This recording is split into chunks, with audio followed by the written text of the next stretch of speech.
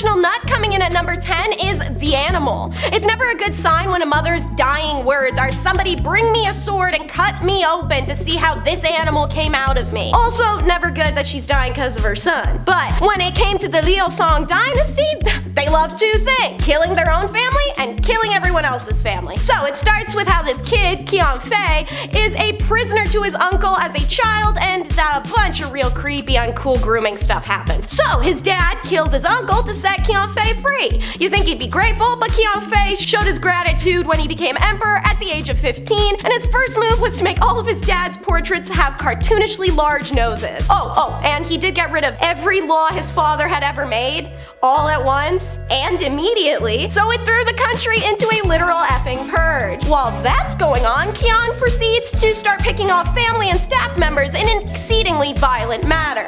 E.g., the nobleman whose eyes Qianfei scooped out, put in a jar of honey, and called his pickle little ghost eyes. The servant he killed because she looked like a woman in a dream he died in. He left some of his uncles alive, but put them in cages on display. Healthy. This all feels very healthy. Especially when you add in the depraved, lustuous behavior, ordering female relatives to have intercourse in front of him, and then killing those who refuse. So I feel it goes without saying he wasn't on the throne for long. Qianfei gets smoked relatively quickly, not by family, not by the military, not by nobility. He was killed by a group of his attendants. Just to drive that home, a group of servants killed the emperor and nobody objected. It was just a lot of, okay, yeah, alright, we can work with that. No, you guys ain't in trouble, take the day off. So with the entire family pretty much dead, one caged uncle is put on the throne, and he promptly killed every family member that was left, except for his young nephew, who succeeded him, only to be killed immediately by a general. And then the general began the Qi dynasty. Now on to number 9 for our favorite lunatic and the terrible tantrums.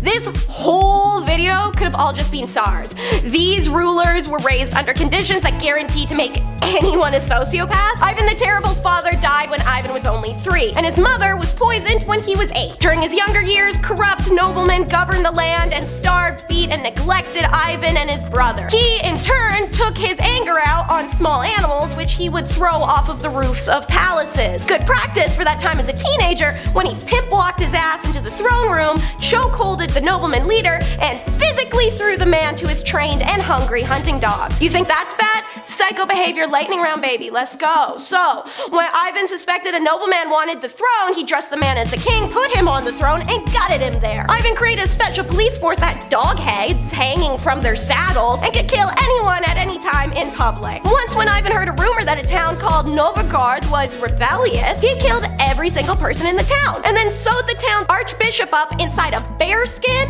like this is the end scene of Midsummer, and as dogs hunt the archbishop Bearman down. It's hard to write all that and then use the phrase conditions deteriorated, but somehow conditions deteriorated. He was known to spend hours banging his face against the stone floor found in front of religious icons. What truly changed history, however, is he goes after his pregnant daughter-in-law. His actions cause her miscarriage, and his son, also named Ivan, berates his father. His father then beats his head in with a scepter, immediately ending the ancient Rurik line of nobility. With the only strong heir to the throne dead, Russia descended into chaos after Ivan's death, and at last nobles could place a family of their choice on the throne, an heir called Michael Romanov. Number 8. Filippo Maria Visconti. The Duke of Milan during the 14th century was at first Gian Maria Visconti, but after he was taken out, his brother Filippo Maria Visconti had to step up to the bat.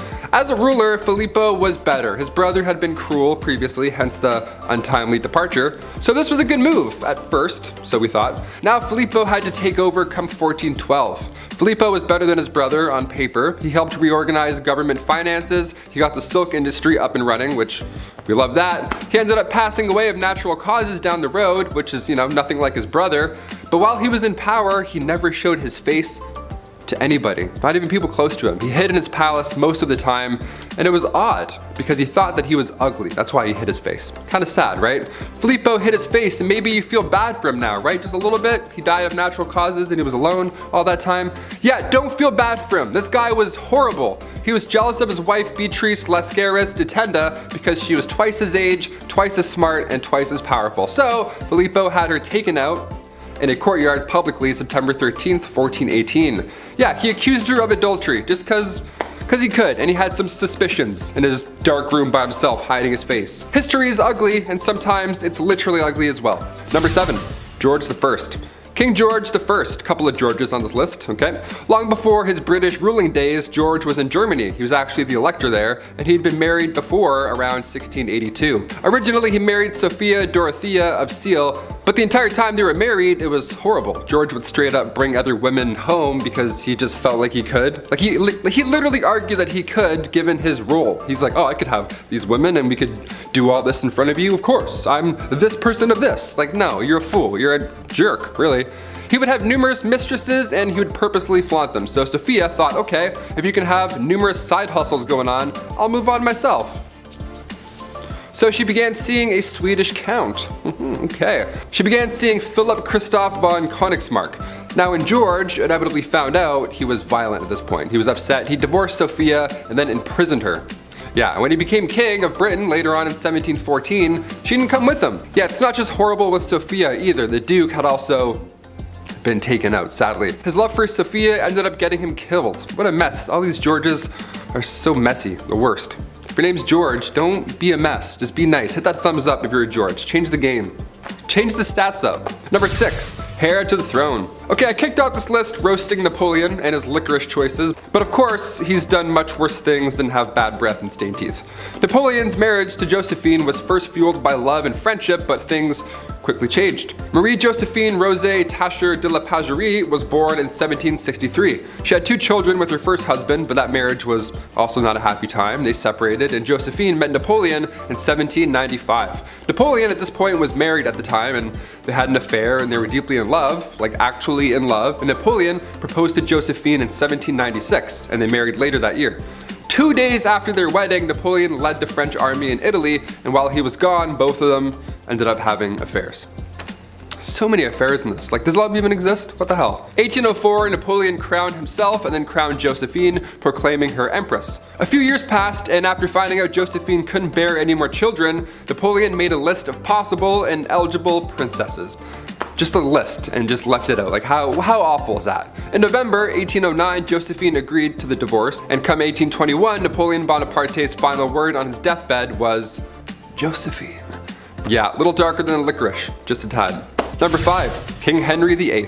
The second wife of King Henry VIII. She was found guilty of treason, and she had been charged with having relationships with 5 others, including Lord Rochford, aka her brother, George Boleyn. She had also apparently had relations with Sir Henry Norris, the king's close friend, and when I say close, I mean they were really close. He was the groom of the stool. So they were close, and on top of this, Anne was also found guilty of conspiring to kill her husband. I wonder why. This list will explain a few reasons. Now, it's since been proven that these crimes were a bunch of rubbish. Anne wasn't present when these events even went down. She was still recovering from the birth of her daughter, future Elizabeth I. So there's no way she was fooling around with the groom of the stool in October 1533, Your Honor. All 5 guys involved were executed on Tower Hill, May 1536, and then 2 days later, Anne joked about her own little neck before being taken out with the sword herself. Yeah, all dark. There wasn't even a coffin for her burial. Somebody had to get an old elm chest from the Tower Armory. How horrible is that? Number 4, a bit better. Another one of King Henry VIII's wives, Anne of Cleves. Where do we even begin here? This one's pretty sad, man. Anne was right in the middle of Henry's wives. She was married to King Henry for 6 months, and it was seen as quite strategic in a way. Henry's chief minister convinced him to marry one of the sisters of Germany's Duke of Cleves, either Anne or Amelia. So in order to decide, King Henry requested that Hans Holbein travel to Cleves to paint a portrait of each sister, and then come back and compare them. This is like the birth of Tinder. I'm not even joking, this is how he did it. This man compared portraits and then chose Anne because every man praiseth her beauty. Yeah, compared her to the silver moon. Yeah, try that on a dating site, write that in. I praiseth thou beauty, madam, to a silver dollar. A silver sea sand dollar shining in the moon. What? I don't know, just click it. Click send, see what happens. Then a treaty was signed. A few weeks later, Anne arrived to England, and Henry was beyond upset because she looked nothing like the portrait, apparently. How horrible is that? You look nothing like this Victorian painting. How dare you? It's 6 a.m. and you've been riding a horse for 4 weeks and you don't look like this Victorian painting? Shame. He tried to stop the wedding, but it was too late at that point, so they had to follow through. And on January 6, 1540, their marriage was official. You can't unswipe this marriage, rich boy. and later accepted the divorce gladly and then lived as the king's sister peacefully until her death in 1557. Number 3, Christian VII. Christian, there's an ironic name for what I'm about to tell you. The prince that couldn't keep his hands out of his pants. I don't know how else to say it. Here we go. Christian VII of Denmark. He was a young lad. He was spoiled. He was a little comfortable with his body, maybe too comfortable, and he would often just have his hands in his pants hanging out. He was like one of those, rich king. He was kind of like Joffrey from Game of Thrones. He would just sit back and like suck on candy and stuff and just, fool around. I don't know, it was gross. Middle of dinner, this guy would pass around food to his family with those gross hands. He would alternate hands and pants to handing out food. What a little twerp. Now it's unknown, but historians believe maybe, just maybe, he was a tad mad. Who's to tell? Either way, don't touch the rye bread, Christian. Thanks. Go wash your hands. Twice. Number 2, King Henry VIII. Again. Of course, we have to talk about Henry VIII again. He's pretty bad, not gonna lie. Henry VIII was King of England from 1509 to 1547. He's been married a handful of times, as we've heard by now, and all of them have went south. When Henry married Catherine, he was 49. She was a few years younger. She was actually a lot younger, classic 1500s. Way too young. And when they got married, Henry was not the same as he was when they had met. He had received a nasty jousting wound, so now he was gravely overweight. He didn't do anything. He just laid around all day and complained. So Catherine, of course, just wanted some, shred of a life, and being again quite young, too young, she decided to look for love. Well, God forbid you try and have a life in the 1500s, because then the young queen was accused of having an affair and was publicly and horribly taken out in the courtyard. And finally, coming in at number 1, Henry II. The relationship between Henry II of England and Eleanor of Aquitaine is pretty memorable. It's memorable in all the wrong ways, of course. When they first met, things were good, dare I say, with both of them. They were both young, and he was going to be king. He was young man who's going to be king. And Eleanor, she was married, but once she got an annulment, their love was good. Their love was good and young and ready to be young king stuff. After the annulment in 1152, Henry and Eleanor tied the knot officially a couple weeks after. Love moves quickly, apparently. Henry started having affairs, because of course he did. At this point in this list, we're not gasping at affairs, sadly. But come 1173, Eleanor had convinced their sons to go against father. Yeah, Henry didn't take this well, and he had Eleanor locked up for 16 years. He had died, so after that point she had resumed the royal roles, because at this point those two boys had grown up and inherited the throne, Richard and John. But being locked up for that long, what a nightmare that relationship was entirely. I figured we'd end on a kind of tame one where she kind of came back and it was good. Kind of good, dare I say? I don't know. Number 10, the young czar. Being the leader of a nation is hard. I play a lot of city builders, trust me, I know. Being the leader of a nation whose people have been brutally oppressed by your family's dynasty for 300 years and in general living in very poor conditions, especially compared to the rest of the world, that's hard too. Even harder. Nicholas II inherited the throne from his father, which sounds great, but in reality was a lot of pressure to do so. As it turns out, Russia was in need of drastic change, and they would get it from the people and a bald man with very pointy facial hair. A communist revolution saw the Empire of Russia fall. 300 years of Romanov rule end overnight, as the Tsar was forced to abdicate his throne. So what's his crime? Well, not doing anything. Negligence. He did so much nothing that people had to do something. Number 9, Nero's steam. We've talked about Emperor Nero quite a lot on this channel, but that's because he's the down bad Roman emperor who puts opulence in Pax Romana. It's hard to pinpoint an exact crime or moment from him, as he's the guy you think about when you think of Roman emperors. However, his crimes against his wife Claudia Octavia are very notable. So when Nero was getting remarried, he had to get rid of Octavia. You can't have like 40 wives, you gotta get rid of her. But how? How do you get rid of a woman like that? He actually did the whole James Bond villain thing where the victim gets placed into a trap. It's very crude, but theatrical, because remember, theatrics are important, remember that folks. Hence, Octavia was banished to an island where shortly after she was locked into a vapor bath, where she suffocated. Naturally, to make himself look better, they made it look like she did it, not him. So yeah, what a great guy. What an absolute hero in that story. Definitely not a villain. But if someone does lay beyond those walls and it's not Nefertiti, then knock knock, who's there? Few scholars share Reeves' optimism that any new chambers contain Nefertiti's tomb. There's something about her specifically that fills archaeologists with dread and defeat, like she's the popular hot girl at school who would never look at them. The desire to find her mummy is potent, as it would be a tremendous discovery and greatly contribute to the study of ancient Egypt. Frank Rahel of the University of Zurich compiled a list of other royal relatives that he felt could be interred there, including Tut's older sister, Mary Hatton, his possible mother Kia, and of course, Smenkahera. There is a belief, however, that if it is Smen, while Nefertiti died, Tut had her interred with him. Possibly because, as mentioned, the dude could be his dad, but also maybe Tut knew his mom loved this guy more than Ak. I don't know, I don't got time for ancient Egyptian Kardashian drama right now. All I'm saying is Tut could have cracked that tomb open, buried Nefertiti, closed it back up, and when he died, he got buried in the frontmost room. But to appeal to my ancient alien theorists, is it alien matter? On the flip side of educated leaps, we have alien conspiracy. Egypt's own antiquities ministry announced a few years ago that there were signs of extraterrestrial activity discovered after some radar scans of King Tut's tomb. The radar scans, according to French archaeologist Avril Sapp, refuted theories that Queen Nefertiti's tomb is hidden beyond that of King Tut, and instead revealed weird and extraterrestrial material appeared to resemble a body. However, both Sapp and unnamed antiquity officials refused to answer questions concerning whether or not it could be alien remains. But the AO did confidently boast they could not even come up with something like this in the National Treasure or Indiana Jones movies. This is revolutionary. We don't know what there is, but we've never seen results like this before, said Sapp, who coincidentally discovered dinosaur bones in the Pyramid of Giza a few years ago on April 1st, 2014. Whatever's inside of there could hold secrets to everything behind ancient Egyptian history and technology. Egypt will continue to conduct radar testings and scannings to determine how to enter the hidden chamber without damaging anything inside. Next on the roster,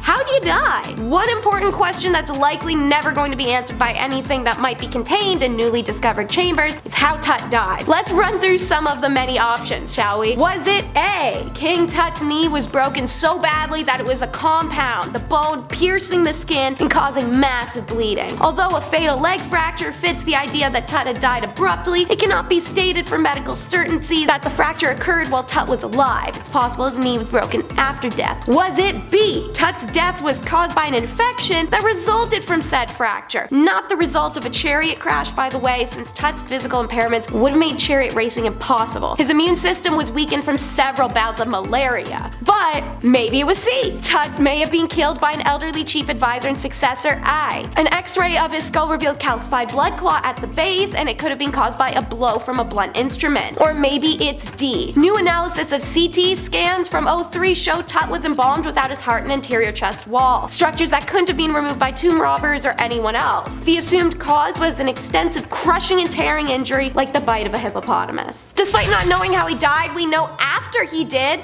there was a big ol' succession mess. Post Tut, the pharaoh plot gets all dicey. Horma was the chosen heir for the throne and was off waging war against the Hittites. The coup theory for Tut's death revolved around his elderly chief advisor I, because we do not know how or why a high official like him came to be king of Egypt otherwise. He definitively stole the crown and throne from Horeme in his absence though. Ancient letters suggest that either Nefertiti or, more likely, Tut's widow Akhenaten was desperate to prevent I from becoming pharaoh and asked the king of the Hittites, who they were at literal war with, to send a prince who could marry her and rule Egypt. An and Nefertiti are erased from history around that time. During his short reign, King I tried in vain to achieve peace with said Hittites, while also simultaneously trying to prevent Horeme, the true regent of Tut, from seizing the throne while he's alive and after he died. To do so, he named an heir, an army commander named Nakahimti, who we know as perhaps to be Ai's own grandson. As you can imagine, Nakahimti became Harambe's great rival, but Ai's successor would finally be Horem when his 3-year reign ends. Horem would then rule for nearly 30 years and then remove all known history of Tut and Taa, Nefertiti, and Tut's father, Ak. Now that's a mystery as to why. And while we're on the topic, where is An? For over 3,000 years, her life has been a mystery to us and mostly made up of bizarre facts and strange omissions, like that despite being the third daughter of the pharaoh, she was once his wife too, before marrying her half-brother Tut. When Tut died, the corrupt priests chose an heir, General Harambe, known lunatic. Anne was terrified and realized the kingdom was being lost to corruption and secret societies. She potentially writes to to the king Hittites during their time of war as mentioned, offering herself and the throne of Egypt to one of his sons. The prince in specific was Zanzanea, and he set out for Egypt and is killed before he arrives. Historians believe this was Horemheb's doing. Anne is forced to marry Ai so he can steadfastly secure his place on the throne, and then like that, she vanishes from history, an absence that some historians say signal her death. But it isn't the only time that has fragmented her story. Anne's role of ancient Egypt's most contentious period was lost deliberately, excised from the annals of history by the new dynasty that rose to power just decades later. DNA testing she may have been one of the female mummies found in Key V21, but for now, she remains shrouded in mystery. The story of the Cobra and Canary is next. Howard Carter, self-taught archaeologist, plunderer, thief, and is responsible for the discovery and opening of King Tut's tomb. Prior to said opening, he had bought a golden canary, hoping its chatter and song would cheer up his empty house. When he first brought it home, one of his housemates tells Carter, "It's a bird of gold that will bring luck. This year we will find a tomb full of gold." Well, howdy doody, either that bird summoned gold or the maid is a fortune teller. Within a week of purchasing the canary, Carter discovers Tut's tomb. And before knowing whose tomb they had found, the workers nicknamed it the Tomb of the Golden Bird, a bird that becomes an omen of what's to come. During the recent excavations which led to the discovery of the tomb of Tutankhamun, Mr. Howard Carter had in his house a canary which daily regaled him with its happy song. On the day, however, on which the entrance to the tomb was laid bare, a cobra entered the house, pounced on the bird, and swallowed it. Now, cobras are rare in Egypt and seldom seen in winter, but in ancient times they were regarded as symbol of royalty, and each pharaoh wore the symbol upon his forehead as though to signify his power to strike and sting his enemies. And obviously this segues us to the classic mystery of the mummy's curse. I'm of the opinion anyone who pillages or destroys history deserves to have a curse, so Howard Carter and company, please continue rolling in your graves, bud, you earned this. So, George Herbert funded the excavation and died from blood poisoning days later. Legend has it, when the Lord Carnarvon died, all the lights in his house and in Cairo, Egypt mysteriously went out. Howard Carter gave a mummified hand wearing a bracelet inscribed saying, "Cursed he be who moves my body," to his friend Bruce Ingham as a gift. Ingham, that man did not like you. His house burned to the ground not long after, and when he tried to rebuild, it was hit by a flood. George J. Gould dies after one visit. Aubrey Herbert dies of gum rot. Hugh Evelyn White takes his own life, but not before writing in blood, "I have succumbed to the curse which forces me to disappear." Aaron Ember and his whole family dies, and Richard Bethel is suffocated by apparently the Satanist Aleister Crowley of all people. Archibald Douglas Richard died 3 days after x-raying Tut, and then James Henry Breasted dies on his next Egypt trip. Mystery, or what do you think? And last on our list is the alien jewel. The amazing story began 77 years after Carter's discovery, when an Italian geologist noticed something odd about the yellow-green scarab in the pectoral center. The subsequent tests proved that the lump of glass was older than any Egyptian society, a lot older, in fact. Experts trace this scarab back to the Great Sand Sea, 500 miles southwest of Cairo, in which there are known to be huge lumps of glass poking out of the dunes. The general opinion is that a meteor hit the desert hundreds of thousands of years ago, heating the sand enough to create glass. To give you the idea of the magnitude that is supposed impact, the first A/B testing done created a thin frost-like layer of glass in the New Mexico desert. Meanwhile, chunks of glass the size of literal human heads can be picked up from the Great Sand Sea to this day. That means this meteor hit with an impact that we humans can't recreate on a different type of scale. But there's no evidence of a meteor that has ever struck the desert. If this glass is of meteoric origin, then there should be a crater of that age, says Boston University Farouk Al-Baz. But no crater, let alone partially fused or a serial piece, has ever been found. This suggests the less exciting origin, a supersaturated lake of silica that slowly dried into a natural glass hard enough to resist a scalpel mark. What do you think? Mystery glass from aliens or no? Starting off this list at our number 10 spot, we have Ivan IV, more commonly known as Ivan the Terrible. He was the son of Vasily III, who is the Rurikid ruler of the Grand Duchy of Moscow. After his father's death, however, at just 3 years old, Ivan was named the Grand Prince, and by the time he was 16, he was declared as the Tsar or Emperor of Russia, officially establishing the Tsardom of Russia. Ivan and his reign are certainly known for the transformation of Russia from a medieval state to an empire, but not without a huge cost to the people of Russia, as well as a hit to the long-term economy. Ivan has been described as being intelligent and devout, but also prone to paranoia, rage, and episodic outbreaks of mental instability that only increased the older he got. One of the main points of extreme violence and viciousness was the massacre of Novgorod, which saw the deaths of an estimated 2,000 to 15,000 people, as well as a shocking amount of acts of extreme, violent cruelty. In the later years, like I mentioned, his violent tendencies only got worse, which led to him doing things like striking his heir in the heat of an argument so badly that it left him with brain damage. In the end, Ivan the Terrible met his demise from a heart attack in 1584. Yeah, they say that impaling hundreds of people every day isn't great for the heart health. Someone should have let him know about vitamins and minerals, or maybe some good cardio-heavy exercise. I don't know. In our number 9 spot today, we have Leopold II. As the second king of the Belgians, Leopold has been said to be responsible for the deaths of somewhere between 2 to 15 million people. Yeah, million. It wasn't in Belgium that he committed his atrocious acts, however. It all started when he claimed himself to be the founder and sole owner of the Congo Free State, which was a private project he undertook on his own. Leopold loved colonialism. He wanted to colonize everything he possibly could, and this is why he started the International African Society, which he used to travel to Africa, claim land that obviously wasn't his, and we're not talking about a small piece, we're talking about land that is several times the size of Belgium, and many countries just let him do this and allowed him to freely rule this land. This is definitely already bad enough, but of course things only got worse. Leopold had his own private militia that he used to force the indigenous population into hard labor. While Leopold was doing this, of course, for economic reasons, he also was just doing this because he was a messed up guy.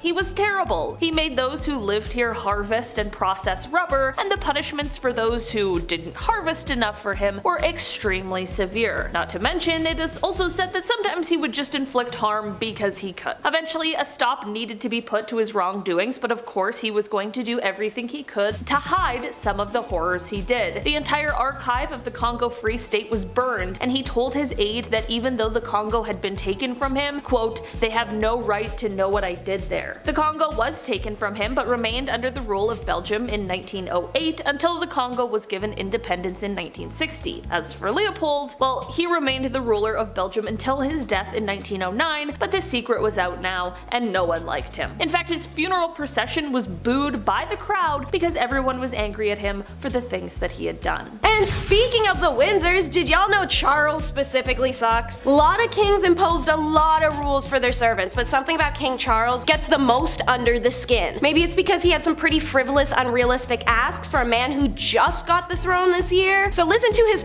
tea procedure alone. Charles is very particular for how his tea is served when he's visiting the Paladinian house. When preparing the tea, you must use a teaspoon measurement of tea leaves per cup, and then there must be an exact temperature of 7 degrees Celsius for green tea and 100 degrees Celsius for Earl Grey or English breakfast. The prince's hot beverage must also be checked with a thermometer before being served, and honey should always be used to sweeten the tea rather than sugar. When serving the tea to the prince, the teaspoon should be situated precisely to the right underneath of the handle of the cup. Clive Goodman, a royal reporter for News of the World, claimed that Prince Charles does nothing himself. He described the morning scene in which Charles gets ready for the day, but all the preparation is done for him. He gets up in the morning, his bathrobe is there waiting for him. He walks into the bathroom, the bath is drawn for him already. Even when he gets out of the bath, the towel is already folded in a special way, so he just has to sit in it and wrap it around himself. Then he goes into the dressing room, his clothes are laid out for him, even his socks, left and right, are in the exact right spot. Charles even has valets squeeze 1 inch of toothpaste onto his toothbrush every morning. If anyone gets anything wrong, everyone is scolded. Gosh, and I'm sure y'all remember the viral video of him from September of 2022 forcing a servant to come clear off the desk of like 3 pieces of paper because he couldn't have done it himself. Since that highly debated viral clip was mentioned, I'll make the next point about how gratitude is implied, which it's most definitely not. I don't see a lot of gratitude coming from royal families. There is endless videos and pictures of these sour-faced monarchs harassing and devaluing the endless service they have accompanying them. Let me hit y'all with an iconic example. Have you seen Downton Abbey? Most folks have. Have you ever noticed one of their royal or aristocratic characters ever say thank you to their servants? No? And that's an intentional detail, as it's been a long since unspoken, at least in British monarchy, that servants are best unthanked and unheard. Now, Alistair Bruce in the BTS documentary about the TV show series explained his perspective, that the servants did everything for their masters, and if thanks were given, it would be necessary to say them at least 60 times a day. That would be, as the English say, tiresome. It does stand that servants are not required to be thanked no matter if they just tied your shoe or wipe your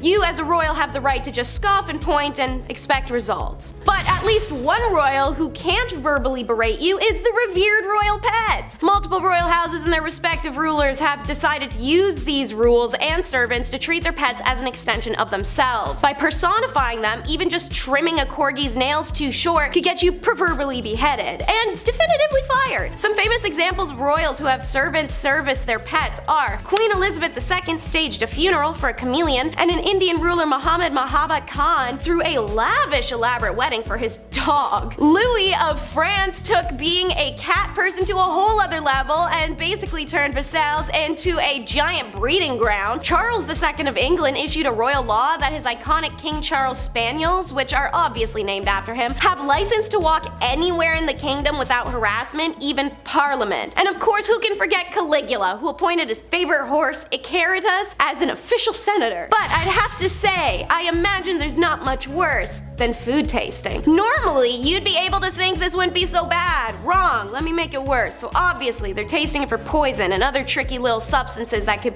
take down a king. What if the soup was laced with arsenic? How easy is it to slip into the kitchen and lace the king's food with belladonna or hemlock? The food tester was always a servant, or sometimes even a slave, or a prisoner. And if you think about those status of those people, well, they were eating mush flour and bone broth and then calling it a day. Given the opportunity to be a food taster means the literal taste of luxury. The only effed part is the first bite of flavorful rice you're ever going to eat in your life, you're going to immediately die. Maybe. It'd be enough for you to put off eating any meal you didn't prepare yourself, and there'd be no way of knowing if the food was deadly until after you've eaten it. In 1594, there was a plot to poison Queen Elizabeth, apparently the King of Spain, as the Spanish were enemies of England at the time. A group of Portuguese men had agreed to carry out the dirty work, including the Queen's own physician, Rodrigo Lopez. Once the plot was uncovered, all men were executed. And it's not just our ancient royals that brought people on to do this task. Naturally, President Putin has a food taster as part of his security team. No hoovering, which is British for don't vacuum. In 2011, Royal Servants was uploaded to YouTube, a documentary that gave insight into what it's like working for the royal family, including accounts from former butlers, chefs, nannies, and footmen. To quote the narrator, the best servant is one that is neither seen nor heard. The royal family demands the most professional servants in the world, the kind of servants that would rather die than make a mistake. She continues on in this not pretentious at all breakdown, saying that behind the scenes, butlers lay out clothes, footmen carry early morning trays, and cleaners sweep carpets, lest royal ears are offended by vacuum cleaners. One rule cleaners must follow is that they have to sweep the floors instead of hoovering them, because the sound may be too loud, especially in the early morning. I don't know if you guys have seen these palaces, but they're about 110% red carpet, and it's not that cheap kind. This stuff probably holds on to dirt the way your homie holds on to their cheating ex. Not being permitted to use such modern inventions makes their job not even a little, but a lot more difficult. Immensely. They have to quite literally sweep the carpets, the most ineffective way to clean a carpet that's tacked into the ground. And they're already being held at a higher standard than really any other servant on earth. But don't forget, after you're done measuring the carrots, you feed the horses, and sweeping a carpet, you also have to kiss the linens. Whichever unfortunate servant was tasked with making Henry VIII's bed after he woke up in the morning was then required to kiss every part of the linen to prove he hadn't smeared poison on them. What? Don't get me wrong, Henry was like intensely and increasingly paranoid. You can go check my recent video, Top 10 King Henry VIII Facts You Never Knew, to learn more about his whole mess. But anyways, someone screws the pooch. Pretty sure it's Ambroise Parche, the 16th century French royal physician, who once wrote, "Now poisons do not only kill being taken into the body, but some being put or applied outwardly." And now this delusional hypochondriac finds out the poison can sink in through his skin, not just be ingested, and he insists on this gross ritual. In an era where sheets don't get washed, and he doesn't wash, and he's all sweaty and gouty, and banging tons of biddies in that bed. Imagine having to kiss those sheets every morning. That's the real poison. RIP, dude. Mint essence oil under the nose, and I'm just praying for you. When the standard of hygiene is so low, your only request is that X marks the spot. Eleanor Harmon, the author of The Royal Art of Poison, says royal palaces, some courtiers don't even bother to look for a chamber pot, but just dropped their britches and did their business. All of their business. All of it. All of it in the staircases, the hallways, or the fireplaces. In Versailles, women just pulled up their skirts to pee where they stood, and some men urinated off the balustrade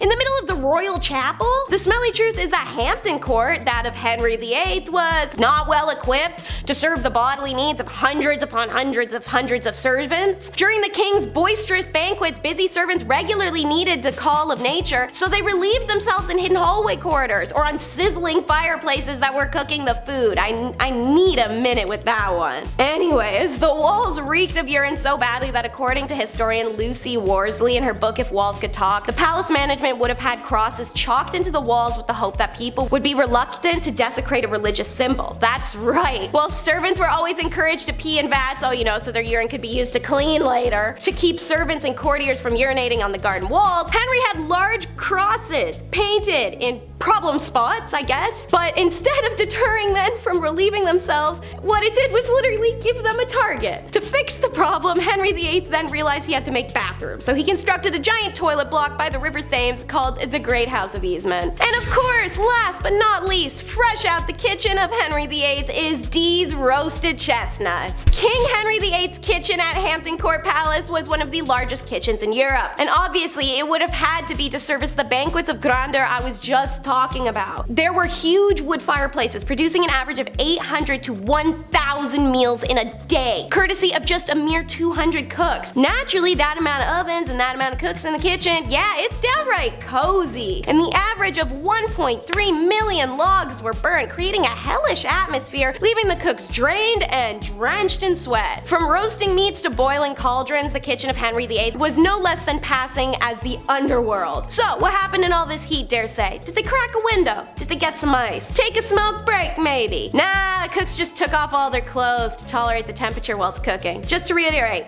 all their clothes. All of them. But alas, the atrocities were never ending for these men, as King Henry VIII issued an order to stop being naked or in garments of such vileness as they do now, nor lie in the nights and days in the kitchen or the ground by the fireside. To combat the problem, clerks of the kitchen were instructed to purchase honest and wholesome garments for the staff. And guess what that was? There's a reason the apron covers the front. At number 10, the king of hobbies. Everyone has their interests, right? Like, for example, I like video games, and I like watching people scream at their teammates for not helping everyone else out. I'm looking at you, Blake. For kings back in the day, they didn't have people on Rocket League to scream at, so they had to find other interests. For Tsar Peter the Great, he had a lot of interests, and they were all very bizarre. Firstly, he had an obsession with short people, especially dwarves. To him, they were like his real-life dolls or something, and he would hold weddings for them and even hold lavish funerals, complete with small horses pulling a small coffin on a carriage and even a very short priest to hold the ceremony. But other than this obsession with short people, he also dabbled a bit in medicine. He liked watching surgeries be performed like he was trying to be on Grey's Anatomy or something, but when watching the surgeries just wasn't enough for him,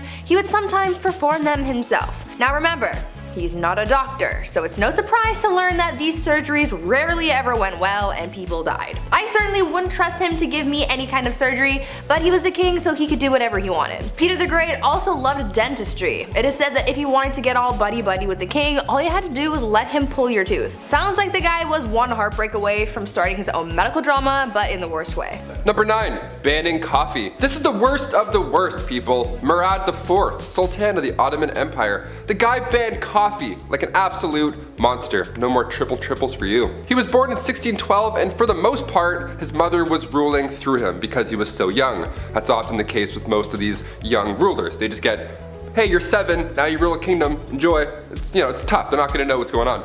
But when he got a little bit older, he put forth these laws, punishable by death, might I add, in order to get things back on track. That was the key. He banned coffee, tobacco, and alcohol. He would actually disguise himself as a civilian during the nighttime and would wander around aimlessly in hopes that he would find one of these dark roast renegades. If you were caught outside having a quick smoke break, you weren't arrested, you didn't get fined, but rather, Murad IV himself would take your head off right there in the streets.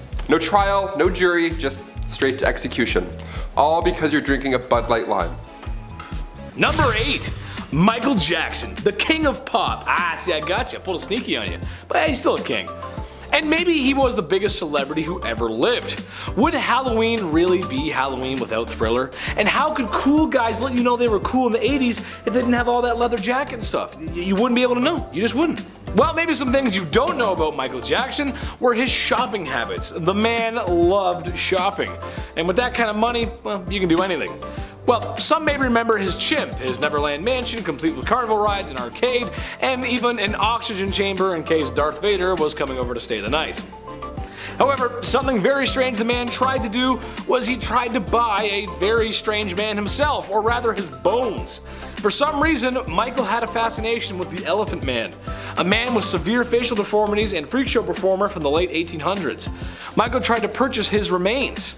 That's it. That's the point. He tried to buy him. They wouldn't let him, but he tried. That's a weird thing to buy. Whenever I hit the number, I don't go, hey, 1-800 museum people, someone bring me King Tut. I want it. Number 7, Elvis Presley. Lots of similarities today. Elvis Presley, before Michael Jackson, he was probably the most famous person to ever exist. The king of rock and roll, baby, that's right. All I'll say is phone your grandma and ask her how she feels about him. She probably says she loves his music and those gyrating hips. At the time, it was pretty controversial. Boy, only if they knew what was going on today. Whew. Sorry 50s atomic families.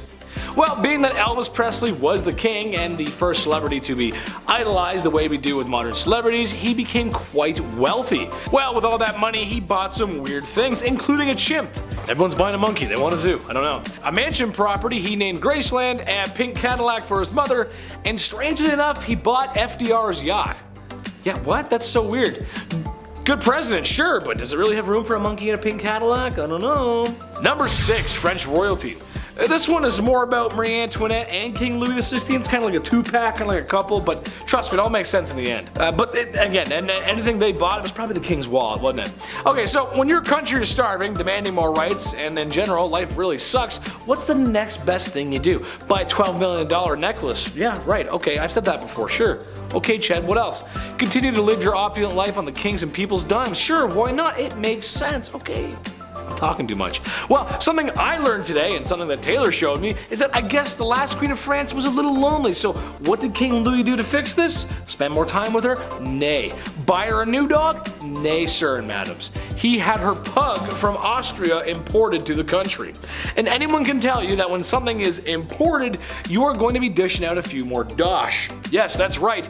They imported her pug from Austria. Imagine how that sounds when your house is literally falling apart, you're starving, and you pay the most taxes. Makes you want to put heads on pikes. That's what it makes you want to do. Can you imagine that? We're all poor and hungry. She's like, well, look at my dog. It's my dog. They're French, they don't sound like that, but this is my dog, look at my dog, here he is. Number 5, King of Egypt. His Majesty Farouk I, by the grace of God, King of Egypt and the Sudan, that was his full title, was disposed during his nation's 1952 revolution and spent the remainder of his days in exile to Italy.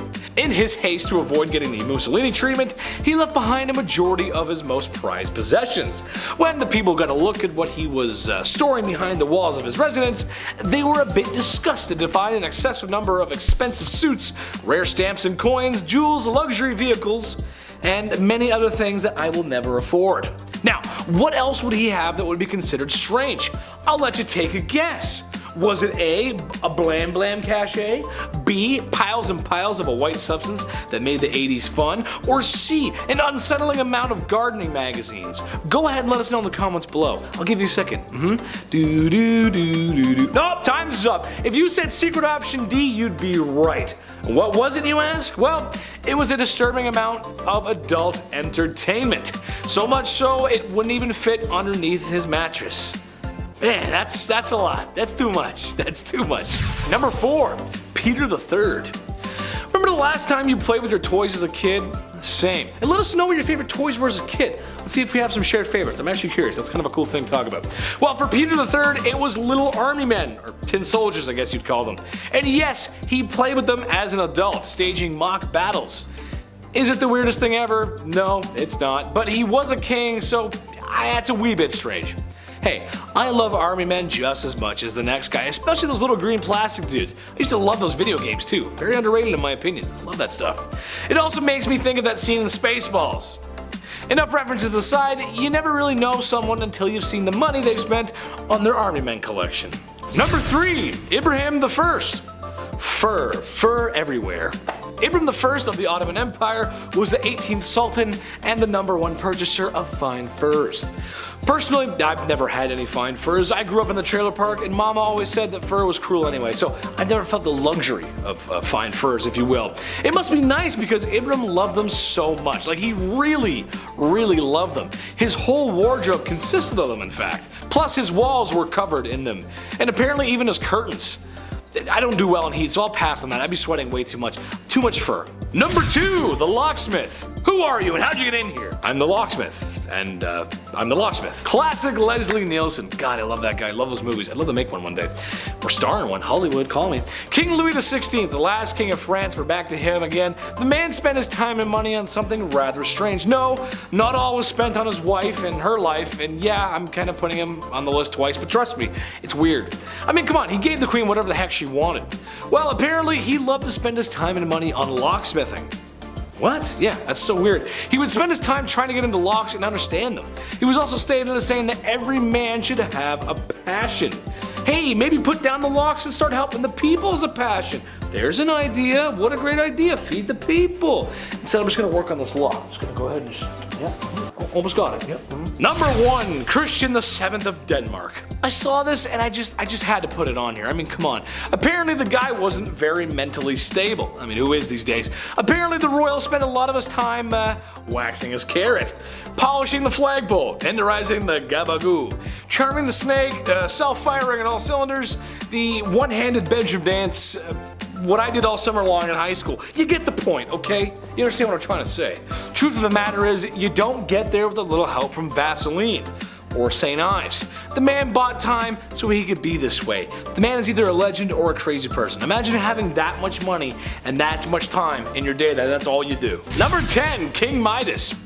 Most people know the story of King Midas, but in a nutshell, he was a king who was granted the power of that everything he touched turned to solid gold. So, no, he didn't exactly buy anything with that kind of power, but the man can have anything he wants or buy anything he wants. It's a lot of gold. This sounds great, but it's really awful for a couple of reasons. One, that is pretty much the moral of the story, and the other is, well, some basic economy stuff. The first reason this would suck is that, one, you should never be too greedy, and you really shouldn't. And you should always be careful what you wish for. This blessing quickly turned into a curse as Midas could no longer eat. Which, that's bad. Not eating and everything you touch turned to gold. Oh, you couldn't hug anybody? It's terrible. The other issue would be his wealth. You'd have to be very careful on how many items you actually touched, as producing too much gold would eventually devalue the price of gold. Especially if you touch a bed or something, that's a lot of gold. Imagine how much a solid gold bed would weigh, or how much that would be worth. So in reality, you would be both starving and poor. Number 9, Mansa Musa. Sort of related to the King Midas issue, Mansa Musa was probably the richest man to ever walk the face of the earth. A king from northern Africa who exploited his country's salt and gold reserves.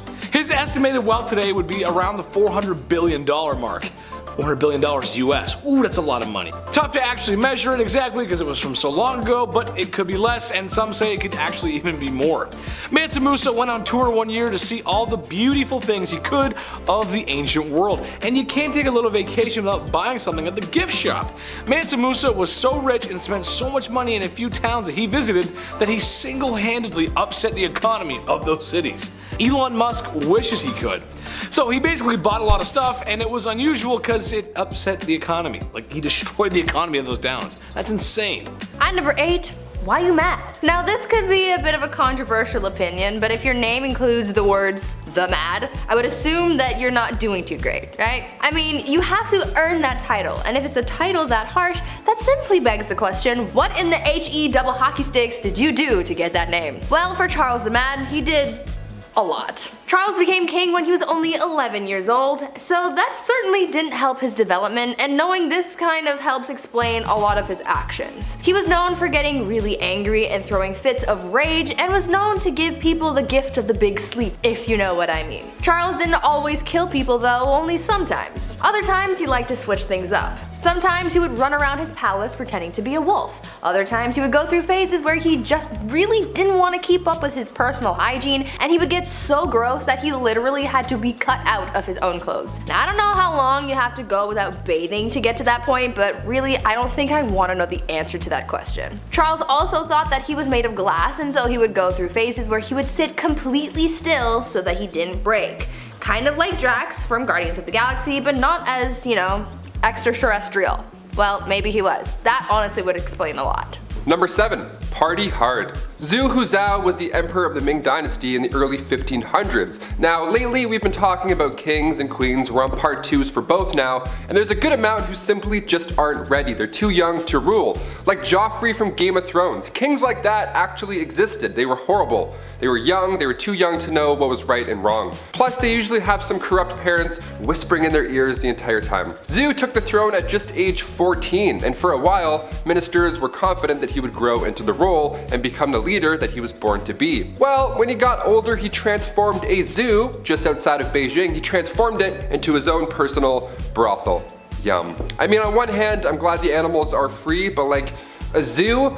You couldn't find a more romantic place? Can convert an Applebee's to a brothel, maybe? I don't know, something with AC? His final days were spent partying, and some would say a little bit too hard. He got intoxicated and fell from a boat. That's how he ended his life. Honestly, not a bad way to go out. Pretty OG. At number 6, love game. A lot of kings and queens throughout history have been known to engage in the horizontal hustle a lot. I mean, when you're a ruler of a kingdom, you don't really have much to do in your spare time, so what else are you gonna do? Play a board game? No. These monarchs were getting busy all the time, but there was one king who was just so obsessed with getting a good old pickle tickle that it just became his whole personality. King Philip V was known to be a nymphomaniac, and he liked doing the deed a lot, but because at the time, the Catholic Church said that having sexy time with anyone but your spouse was a sin, the king and his wife were getting busy all the time. Eventually, his first wife caught on to how to use this to her advantage, and she would often refuse to sleep with him until she got her way with anything she suggested or demanded from him. You would think that he would catch on to this game, but maybe his urges were just so strong because he always caved and gave her what he wanted. Obviously, this man did not follow Hoodville. Absolutely not. Just to give you guys an idea of how obsessed this guy was, when his wife was on her deathbed, before she went he literally tried to get one last bang in. On her deathbed. Like, dude, not the time. Number 5. George V. We love hobbies here on Bumblebee. I mean, I used to collect special quarters growing up. I swear to God. The only time I've ever been good at saving money was when I was 12. I would see one of these and be like, don't touch it. George V turned out he loved stamps.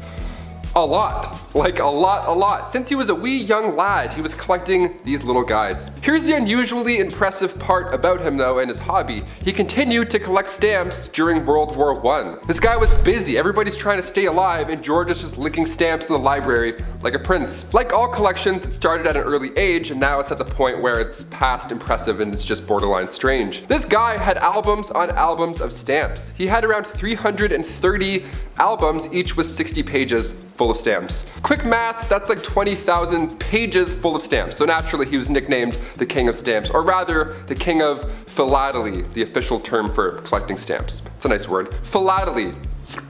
Back in 1905, he set an all-time stamp record, which I didn't even know that was the thing, and it was the most money ever spent on a single stamp. The guy dropped like 220,000 US on a single stamp. Somebody even asked the prince down the road if he had heard about this idiot who spent 1,400 pounds on a stamp, and he was proud of it. He was like, that was me, you wanna see it? The next King George is a little different, to say the least. At number 4, womanizer. I'm going to preface this by saying that George IV of England was voted as England's worst king by historians, so that should already tell you a lot about this guy. Georgie here was yet another one of those monarchs who was a little too invested in his intimate conquests, you know? Now we do know that the encounters that he was on were all consensual, so that's a plus. However, he was still creepy about it. Yeah. This man tried everything to get a woman to sleep with him. He would throw a tantrum if she said no, or threaten to end his life if he didn't get to do the 8-legged nature dance, you know? Somehow, this had a pretty good success rate, even though he was not a catch at all. It feels like this was one of those situations where you kind of just give in to make him stop talking, you know?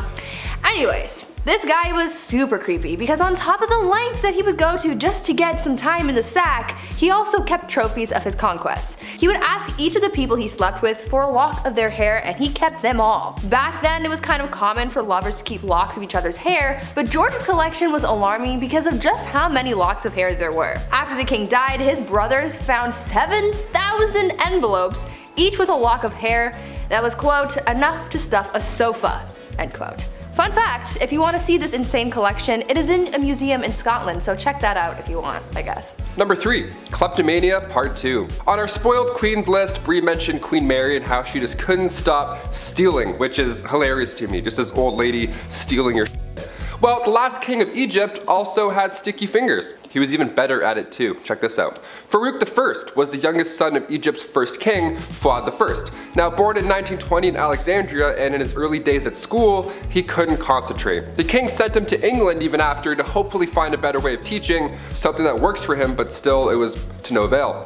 Once the king passed away in 1936, Farouk then got the throne, but also so much property and so much money. He had hundreds of fancy cars, 75,000 acres of land. This guy had it all. Literally, he had anything he could think of, but still he felt like he needed to take more, to steal. At 17 years old, he would slam 12 eggs for breakfast and then wash it down with 30 bottles of beer. Nutritious and delicious.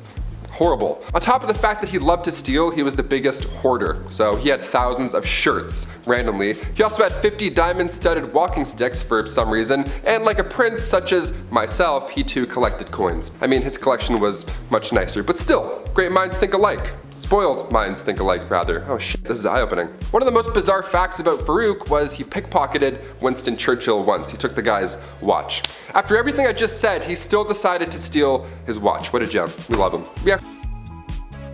At number 2, the king of pettiness. Let's talk about a ruler that the Indian state of Alwar has described as controversial. If his own people are calling him controversial, then you know something's up, and boy, you better strap in because you're in for a wild ride with this one. Maharaja Jai Singh was pretty eccentric in a pretty dark way. He was known to have a temper and act on impulse, and he did some very questionable and downright scary things. He was known to be very competitive and hated to lose. One time while playing polo, he and his team lost, and so in retaliation he blamed the horse he was using and made the horse get extra crispy. He fired his horse. I'm sure you know where I'm going with that.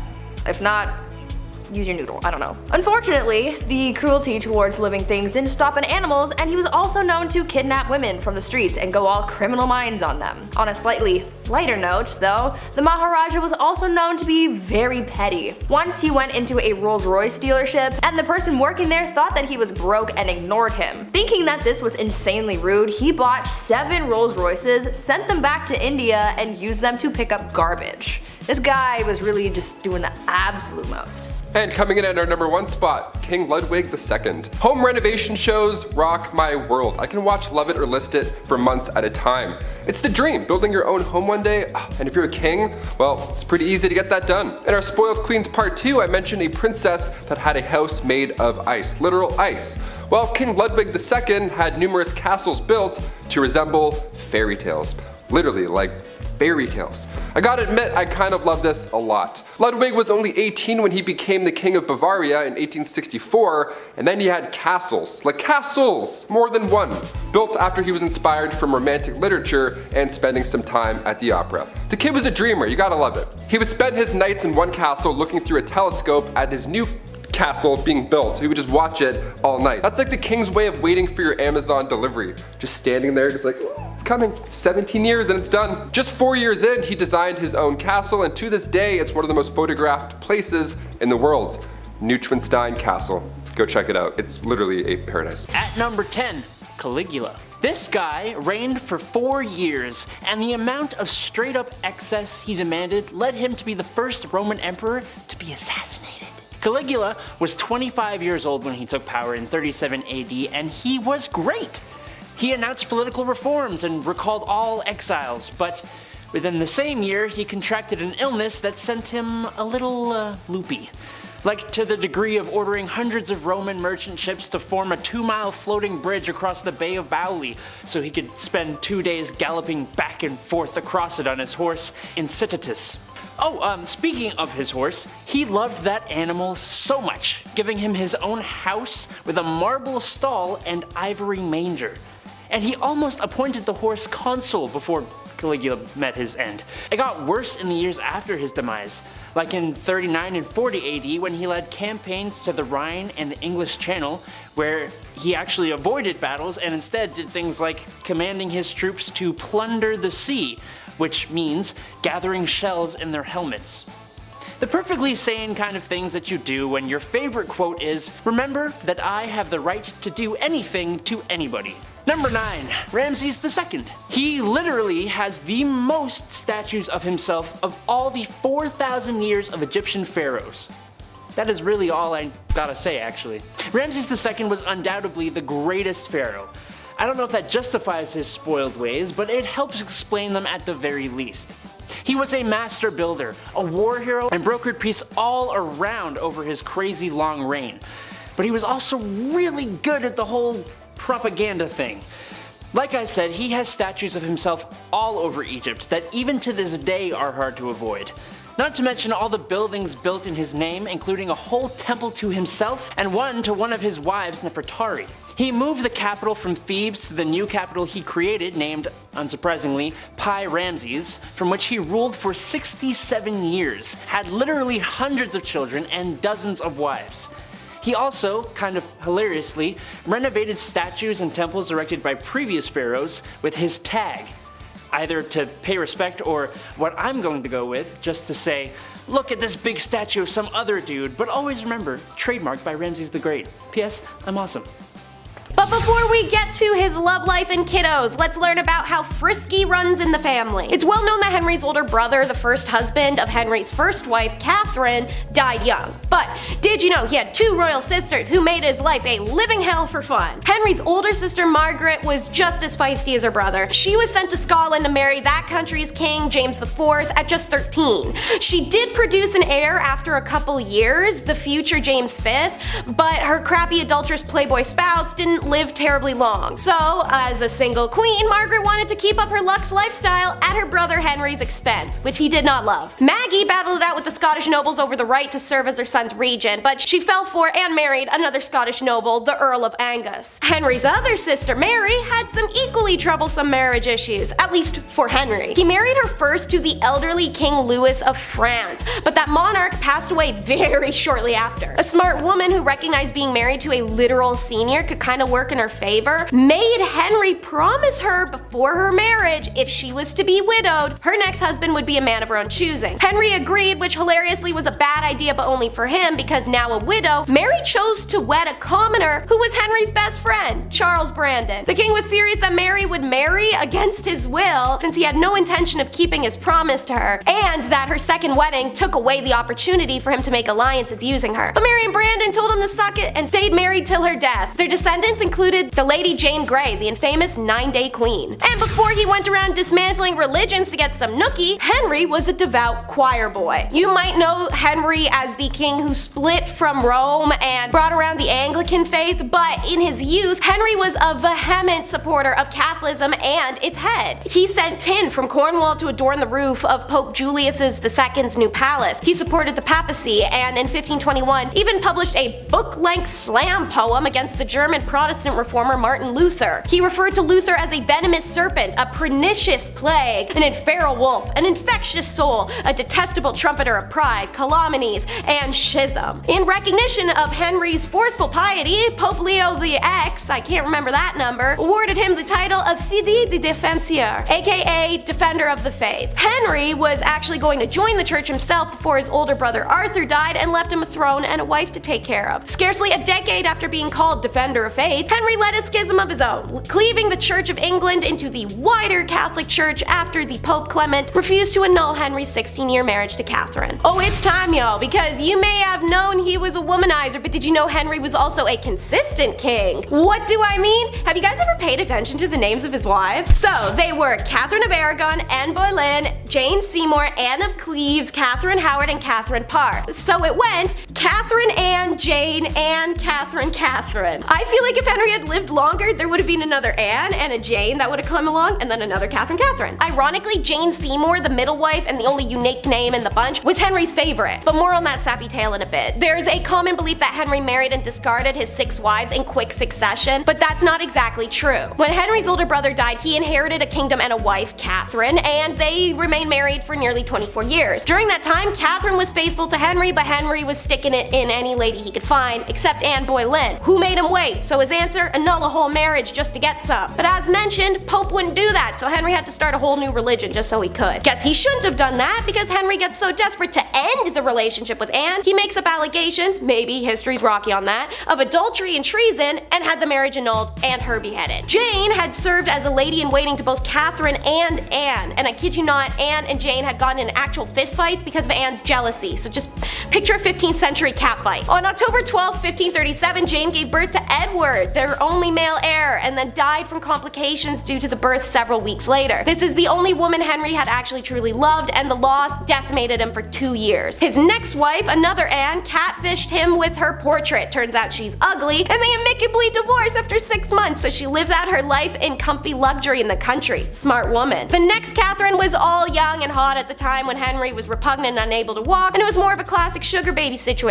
She cheated a bunch and got beheaded. The final Catherine was a grown mature adult woman, shockingly a widow or two, and of all of Henry's wives, Catherine had the most influence on the court culture, religion, and role of women, and she also persuaded Henry to restore his daughters Mary and Elizabeth to the order of succession. When you marry that many women, however, it's actually easy to see where his heart laid. Years before his death, Henry made plans to build a monumental tomb for himself, but also Jane Seymour. She truly was his favorite queen, the one woman he definitely loved, and the mother of his only surviving male heir. Henry went as far as to confiscate a black marble sarcophagus that was originally intended for the powerful churchman Cardinal Wolsey to be used at the center of their tomb. The monumental tomb was in the works for most of his time on the throne, but during the tumultuous years after his death in 1547, it was never completed. So Henry and Jane were left to rest in peace in what was going to be temporary lodgings in Windsor Castle until said monument was all wrapped up. But it never did, and the kingdom was so bankrupt that it didn't really ever come around. So completing it seemed a little impractical. It had been a long time, and Henry's intended tomb is now actually home to another famous figure. 2.5 centuries later, the sarcophagus became part of an ornate national monument, the final resting place of Horatio Nelson, the great British naval hero of the Napoleonic Wars. Anyways, on to his children, because these poor guys were nearly victims of their dad's dirty plan. For the longest time, Henry didn't have a legitimate male heir, so he decided to concoct what, had it come to fruition, might have been the grossest marriage ever, although I feel like the Habsburgs would hear that sentence and as a challenge say, hold my beer. Anyways, Jane may have popped out Henry's only official heir, but he did have an illegitimate son by his mistress. Henry Fitzroy, a surname that literally means son of the king, so a hilarious thing to name your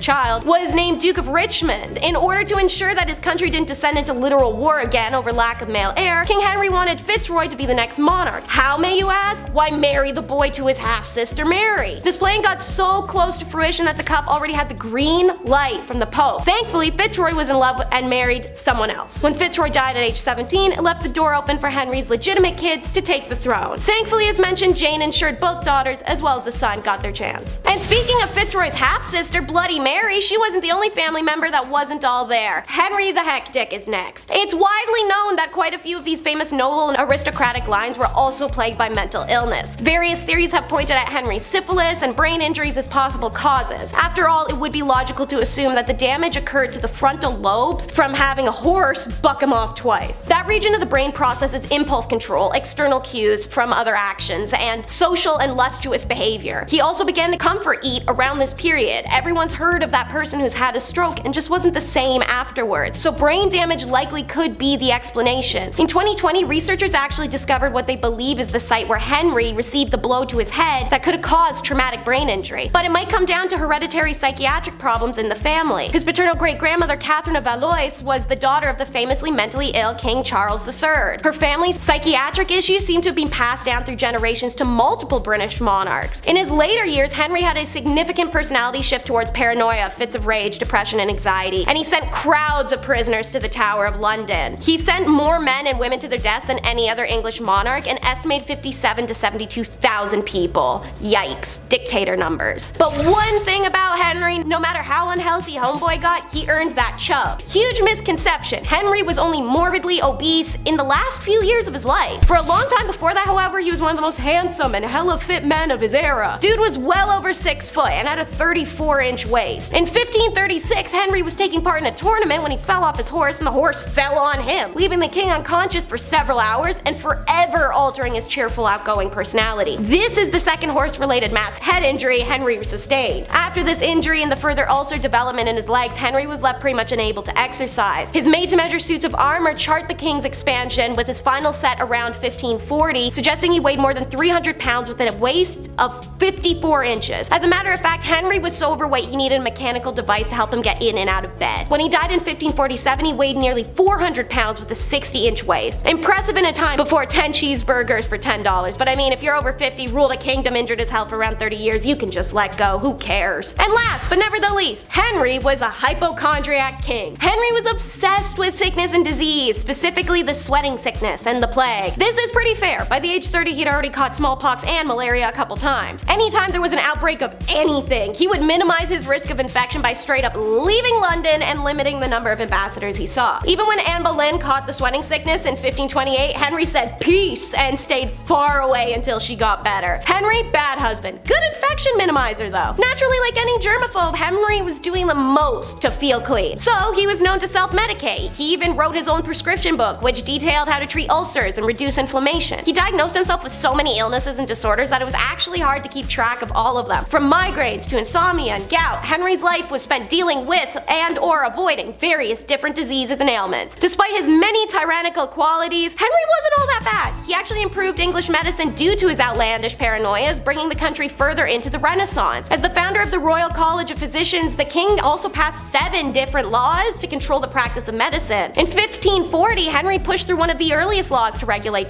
drugs. Apothecary wares had to be checked to make sure no one was defrauding honest customers. His reign also contributed to the increase of supervision of sewers, thanks to his chancellor and future victim Sir Thomas More, who drastically improved the quality of London's public water supply. We're gonna start with the classic, Who's My Mummy? Around the year 1341 BC, a royal child is born by the name of Tut-Mahaten, the living image of Aten. Sometime after Dad's death, Tut rebrands to Tut-Mahan. This is because his dad is the legendary dumb Akhenaten, who tries to force monotheism. Anyways, some scholars believe that Tut's mom was Ak's principal wife, Nefertiti, but others believe his mother was the secondary wife named Kia. But with either theory, we run into the issue that it's not entirely certain that Ak was even Tut's father. Getting cheated on by both wives, that's when you know you're doing something wrong. It's quite possible that Tut's father was the pharaoh Smun Akhara. While DNA tests of several mummies found in the Valley of Kings seem to indicate that Tut's father and mother are buried not far, Egyptologist Marianne Eaton Cross also points out that whereas these mummies are very clearly close relatives of Tut, it's actually difficult to establish precise familiar relationships using only DNA. Egyptian royal families like to preserve the bloodlines, so his mom could also biologically be his sister and cousin, and all of that would show up as an indecipherable mix that does nothing to confirm more than just a relation. If it is Nefertiti, the question remains, where's my mummy? In more recent years, speculation about King Tut's tomb is that Queen Nefertiti, whose tomb and sarcophagus are long lost to us, is buried somewhere within. This claim is made by Egyptologist Nicholas Reeve, who realized that the cartouches depicting Tut had being buried by his pharaonic successor Ai had been painted over cartouches of Tut burying Nefertiti. Reeve said close inspection of Ai's cartouches revealed clear underlying traces of an earlier name, that of Tut. In its original version, this scene had shown Tut performing the funerary rite over the tomb's original owner, his immediate predecessor Nefertiti. The new evidence, specifically the north and east walls of the treasury being man-made structure whilst everything else is cut stone, does support the theory that Tut's tomb is only an outer section of a much larger tomb prepared for and still occupied by Nefertiti, whose own independent independent sequence of funerary chambers lies beyond. It would also add context as to why the king had such a small, oddly shaped burial chamber. Okay, it's lady time! Number 8 is Religious Mania Maria. Maria of Portugal, unlike pretty much everyone else on this list, had an idyllic childhood. Her father, the King of Portugal, paid a massive amount of attention to both her and her sisters. But while the king was winning Dad of the Year, his minister, the Marquis of Pombal, managed the country, which apparently meant imprisoning everyone who questioned him and killing anyone left over. I'll give him credit for still being loyal to the king, however, when someone tried to smoke said king, the Marquis rounded up his strongest political enemies, tormented them into confessions, broke their bones on a scaffold, and then burned the scaffold down. Unfortunately, that genetic religious mania starts kicking her ass pretty hard once Maria is in her early 20s. Naturally, this is also when she ascended to the throne, and the horrific actions of the Marquis in the name of her father convinced Maria that he is in hell for being a bad king and she would join him. To alleviate her guilt, she amnestied all the political prisoners and gave them positions in her court. Super sweet gesture, but spending decades in an 18th century Portugal's palace prison does not do much for the mind. So, most of these counselors and courtiers were absolutely insane. When within the space of a year, her eldest son, her only living daughter, and her 2 closest ministers all died, Maria completely fell apart. Some days she would embrace the fact that she's already damned, talking in a unchaste manner. Some days she would pace the halls screaming. Her 26-year-old second son is made regent, but he was dead useless with no ability to reform an entire court of lunatics. Naturally, this meant the country was in no shape to meet Napoleon in 1807, so when he marched on him, the entire family fled to Brazil and Portugal became Napoleon's. Number 7 is how one man changed the line of succession for the psychologist's wife. Peter the Great was, in many ways, a wonderful sovereign. Passionately committed to both his country and his own education, he spent much of his imprisoned childhood learning army tactics and designing ships. As an adult, he toured Europe, learning about the latest advances in science so that he could bring them back to Russia. Peter the Great was pretty great. But like many with great intellect, he'd take it and his impatience with those who didn't understand it a little too far. When he was learning dentistry, he would practice on nobles without their consent. When a group of attendants were upset while watching the dissection of a corpse, he ordered them to walk up to the corpse and take a bite out of it. His childhood traumas also made him fanatical about loyalty because Peter was the child of the former Tsar's second wife and had to watch the relatives of the first wife throw his family off a roof. Peter became so serious about this loyalty, he had his own son tormented to death for temporarily fleeing to Sweden. One person he trusted though was his wife, Catherine. Catherine was a Cinderella story that emerged from a horror movie. Eventually, she met the Tsar, who became enthralled with her, and Peter had fits of terror due to seeing his family being tossed off the roof as a kid, and during those fits, Catherine was the only one who could soothe him. So, with his love of loyalty and pride in family, Peter decreed that the Tsar should be able to name his own successor, and that's exactly what Catherine was when Peter died. For number 6 is 2 for 1, a king and a queen. Let's call it the creation of Catherine. Hilariously, this couple's names were also Peter and Catherine, but unlike the previous set, who loved each other, these two were flighty nightmares. Peter was a bit delayed. With no parental contact and a crap upbringing, the dude developed into a creepy blend of child and sociopath. He didn't consummate the marriage to Catherine literally ever. This poor girl gets shipped from Germany to play toy soldiers in bed with him for 9 years. He also tormented animals in training a pack of hunting dogs by beating them and conducting military trials and hangings for the rats he found eating his toys. This guy's brain was so pea-sized that knowing the king liked watching fire, a minister set his own house alight to keep the king distracted while Catherine was giving birth to their definitely illegitimate child. While most crazy tsars kept their throne for illogically long, Peter got deposed pretty damn fast. Why? He was crazy like a Prussian, not like a Russian. He was meant to be the Swedish heir, and he was raised to dislike Russia. Smoking Peter meant it was time for a lady leader, and Catherine, who was actually born in Prussia, had spent the first few years of her marriage vigorously Russianizing herself and cultivating the Russian army, who preferred a Prussian that had decided she was Russian to a Russian that decided he was Prussian. Number 5, we finally leave Russia onto France, who signed up for centuries. Centuries of what? BS. You're in for a ride. So, Charles IV was the king for effing ever. During that time, a united, prosperous, and powerful country fell into civil war and chaos. Charles began having spells not too long after his brother thought it would be funny to light all the king's friends on fire while they're dressed as wild men, which for some reason incorporated tar. Charles became convinced he was made of glass and would shatter if he moved too quickly, so he would hardly move for hours on end. He became incoherent and paranoid. During these spells, Louis, his brother, became the de facto king. This made him a formidable opponent. Anyone who would make a move to weaken the Count of Valois would find a month or so later they were the enemy of the acting king of France. One night, John the Fearless, Duke of Burgundy, decided to put an end to Looney Lewis. He hired a group of conspirators to hack him to death in the street, which they did, but while still wearing their work uniforms like it's goddamn amateur hour. So it's not long before people found out exactly who killed Lewis, and the nation falls into civil war. John the Fearless went to the English for military support, which they happily gave him in exchange for land in France. Charles the Mad had to declare an English king the heir of France to help end the drama, but the treaty doesn't hold because of turmoil in English court, and it gives England and France an excuse to go to war for what? The next 100 years? Number 4 is our girl, the last empress of China. A little luck gets her journey started. As a low-ranking concubine to the emperor, she gave birth to the emperor Xianfang's only son in 1856, a feat his wife, the empress, couldn't accomplish. The emperor immediately raised her status, gave her a privileged life, and made her son, Emperor Tongzi, the heir. After Xianfang died, when her son was just 6, the new empress Cixi orchestrated a coup grabbing the power from a council of elders. Once Tongzi ascended, Cixi became a empress dowager and a unusually powerful joint ruler. After Tongzi died very suddenly without an heir, Cixi had a backup ready and installed her 4-year-old nephew. This consolidated her power yet again, and she served as the de facto leader of the vast Qing Empire from 1861 until she died in 1908. During her reign, she stomped out rebellions, civil wars, and supported the self-strengthening movement, a period of institutionalization, economic, and military reforms, which helped transform China from an aged society into a more modern superpower on a global scale. Now over to the Ottomans for number 3, which will be coming out of the cage be doing not so fine. Our tale begins with a group of brothers, the most prominent among them being Ahmed I and Mustafa. Ahmed puts his brother Mustafa in the cage, a tower with no windows, a brick wall built over the door, and no human contact. Don't be scared, guys. This is what all Ottoman empires did with their siblings. They also disfigured their faces sometimes. Pick your poison. So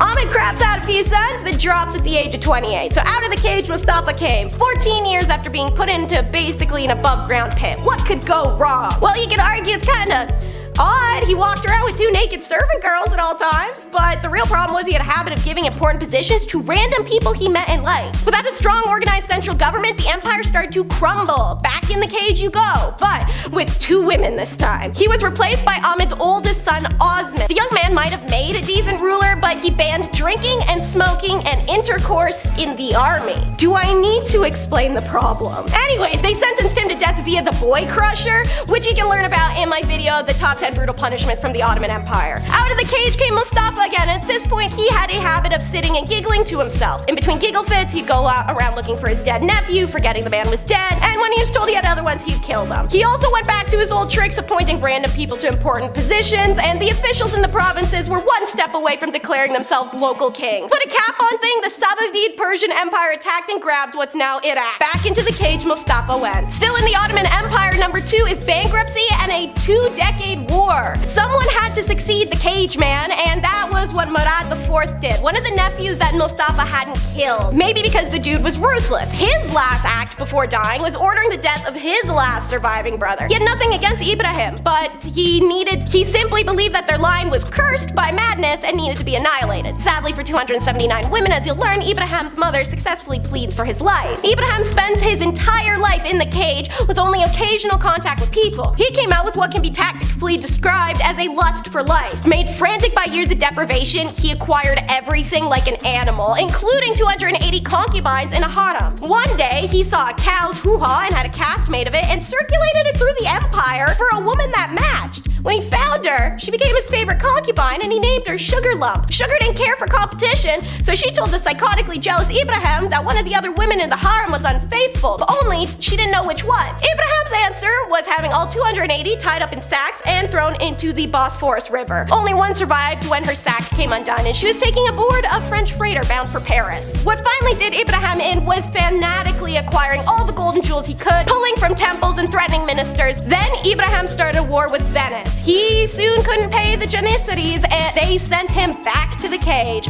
The war with Venice outlasted him by 22 years. And last but never least, number 1 is the bumper Car King, aka the story of how Justin II lost half of Italy while playing bumper cars. Yeah, real story. Evidently, he joins pretty much every monarch on this list as having their formative years isolated and terrified of sudden violent death. Doesn't help being a Byzantine heir and having your parents be the notorious couple Justinian and Theodora. Eventually, all their heirs run out except for Justin, who inherits a pretty crappy situation, seeing as his dad's foreign policy was to expand military as far as he could and then pay his new neighbors not to attack him. And shocker, tribute costs a lot. Unfortunately, the empire was going through some tough financial times and Justinian had been borrowing to cover his annual payment. Justin believed he could do better by just refusing to pay the Persians while pitting the tribes in the north against each other. It was then under the strain of multiple nearing armies that Justin had a nervous breakdown. Ministers would be asking him what to do and he'd claim to hear voices and then climb under his bed to escape them. On bad days, he would violently grab at people, biting them on the arms or the face. Legend has it that he literally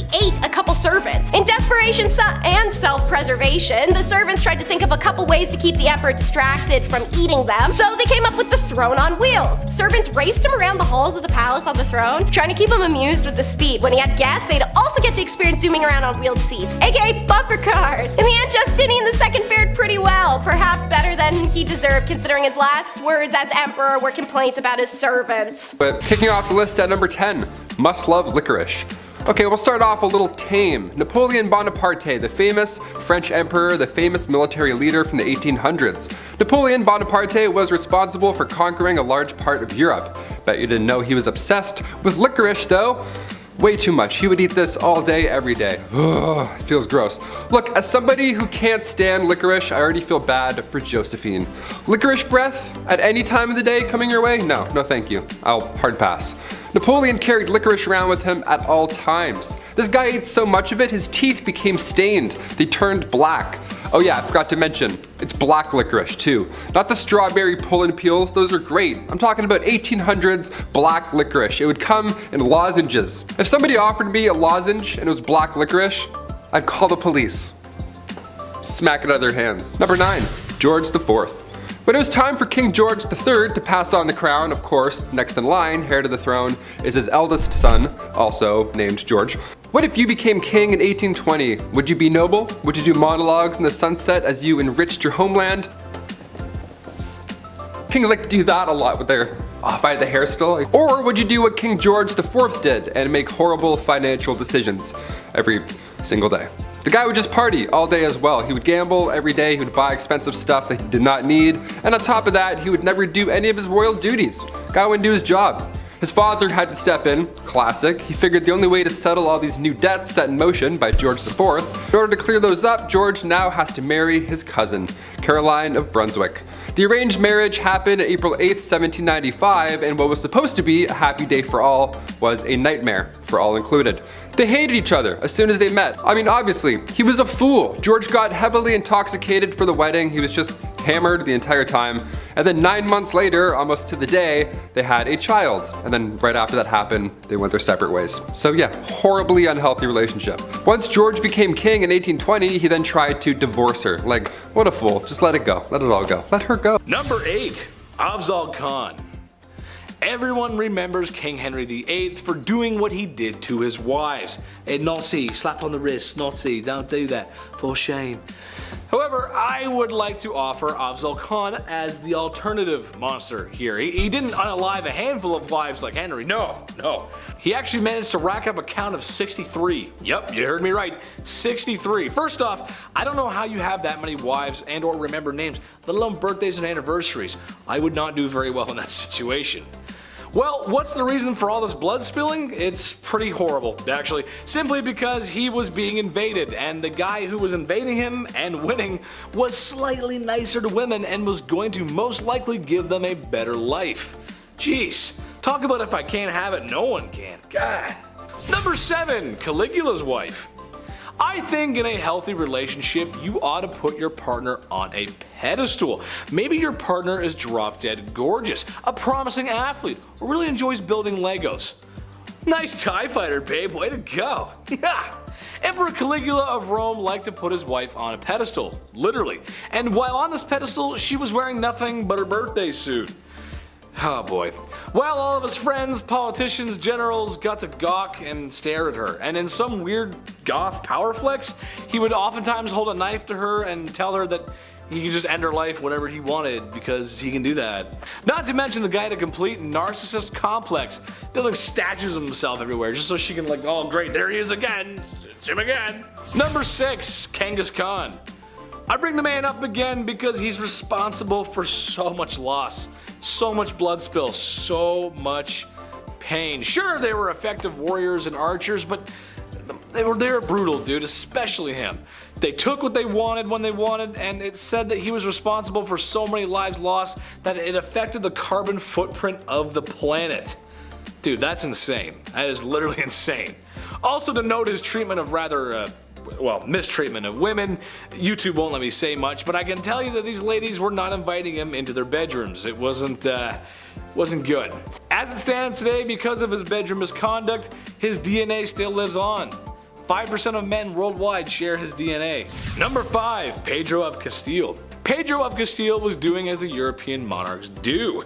Sometimes you gotta marry for alliances. Sure, it makes sense. Your kingdom is much less likely to get steamrolled by a larger kingdom if you have an alliance with fellow kingdoms, or the bigger kingdom itself, actually. Pedro of Castile married the young Blanche of Bourbon of France, and so Spain could just be a wee bit more snug, in case the English come over. You gotta be careful. But Pedro just wasn't having it. What he was having instead was a mistress named Maria. So instead of enduring a loveless marriage, he had poor Blanche locked away in a tower, just like Sleeping Beauty. Except a handsome prince was not coming to rescue this damsel in distress, but a man with a black hood and a sharpened axe. You know what I'm talking about. As Pedro had her unalived. I was gonna make a joke about Rapunzel and let down some hair so she could make an escape, but I mean that's just awful, really. Imagine being locked up in a tower for so long. Sure, I love the indoors, but you gotta let me out at some point, Chief. Do you think I get food delivery apps to work up in a tower? Because otherwise you have to let me out, dude. Comic-Con's coming. Anime Convention North's coming, buddy. I gotta go. Gotta get my Naruto on, bro. Come on, man. Number 4, hands-on funeral. This one's just gross. When you're in a relationship, it can provide you with some great things. Someone to go through life with. Companionship, love, and if you're lucky, someone who's a good cook or a baker. Oh, love me some baked goods. However, also in a relationship, sometimes you do more than that. Sometimes you get a little close under the sheets, if you know what I'm saying. Take King Philip V, for an example, who loved loving his wife so much that he just couldn't help himself, you know? Like for instance, when his wife tragically passed away, he wanted one last ride. But he penciled in one more trip to Toe Curl City before she was laid to rest. God, that doesn't seem right, you know? That just let her go peacefully, you know? Let her just. Number 3, Lenin. Okay, while not a king in the most stereotypical sense, he did dethrone a king and made himself an autocratic dictator, which is basically a king just modern. Trust me, it is. Yep, trust me. In a nutshell, Lenin had been anti-royal for most of his life, but after some help from some sneaky Germans and other Soviets loyal to his cause, the Tsar had no choice but to abdicate, like I said at the top of the list. He abolished the Tsar's secret police and then put in his own. And had people oppressed, which was one of the main reasons why the whole revolution started in the first place. See what I'm getting at? He was supposed to get rid of the evil monarch, and he became the evil monarch. Well, see, then a civil war broke out, and then he was worried that the exiled Tsar might escape and try to retake the throne, and, well, he had some goons take care of him, and, well, the family too. You can never be too sure. You gotta take care of everything. You gotta get rid of everybody. You just can't be too sure. Number 2, Pope John XII. For those who aren't very religious like myself, the Pope is the big one. He's next to God, and for a minute there, he was the most powerful man on earth. Seriously, I mean, this guy could crown kings. He's the king of the Vatican and the king of kings in the Holy Scripture. It's kind of serious. And today he's got a really cool car for parades. The Popemobile is pretty sick, not gonna lie. However, Pope John XII was anything but a sweet old man who delivers the holy messages from God.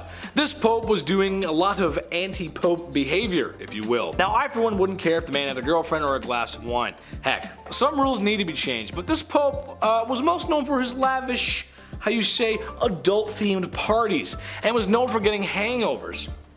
It got so bad at one point, it started a war. Number 1, Not So Slick Shady, Marshall Mathers, Eminem, the king of rap, and named king of hip hop by Rolling Stones magazine. Hence he's the king, I gotcha. Despite what you think of the man's lyrics, especially vulgarity, he's an excellent wordsmith and could write rhymes that would leave you tongue twisted. However, I don't think it would come to anyone's surprise that the man's got a few charges under his belt, especially the way he talks about Kim. There's a couple bad things said about her, I don't know. Back in 2001, arguably the peak of his career, Eminem assaulted somebody in a nightclub after getting fresh with his wife. He got 2 years probation.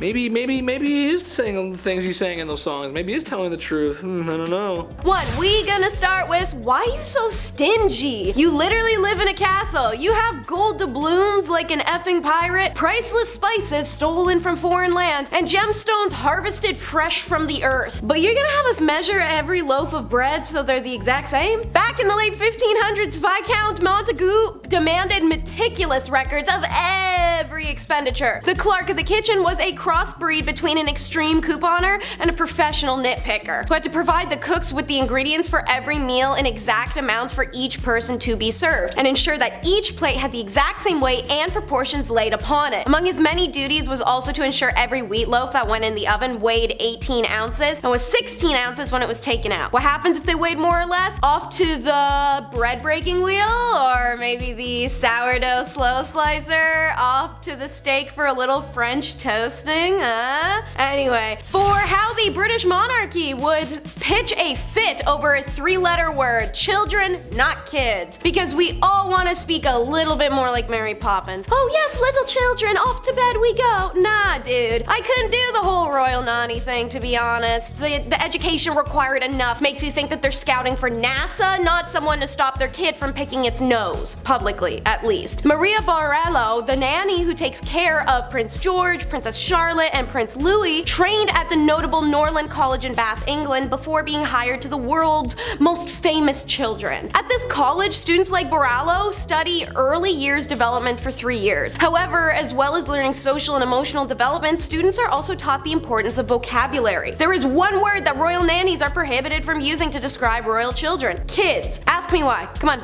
Ask me. It's because of the exact honky-dory dumbass reason you think. It's the baby goat thing. Kids is a name for them and an informal name for children, because who says that it's not the Victorian era? According to Heron, the word kid is disrespectful and dissuades royal children from being seen as individuals. You mean like how sheltering them and not allowing them everyday friends or normal reality or exposure to the real world under the guise of safety, but it's more so they grow up in a bubble of unrealistic world perspective and can't understand problems morally and empathetically as an adult, only in a political sense. You mean like that? Sounds like what they're doing. In our number 8 spot today, we have Qin Shi Huang. While this leader is often credited with creating the first unified Chinese empire, the Qin dynasty, these accomplishments didn't come cheap. When he came to power in 221 BCE, he strictly followed 7 principles, which not only pushed for severe punishment, but also acted in contraries and issued unattainable orders. He also is said to have been extremely paranoid about the power of the educated, which led to him burning books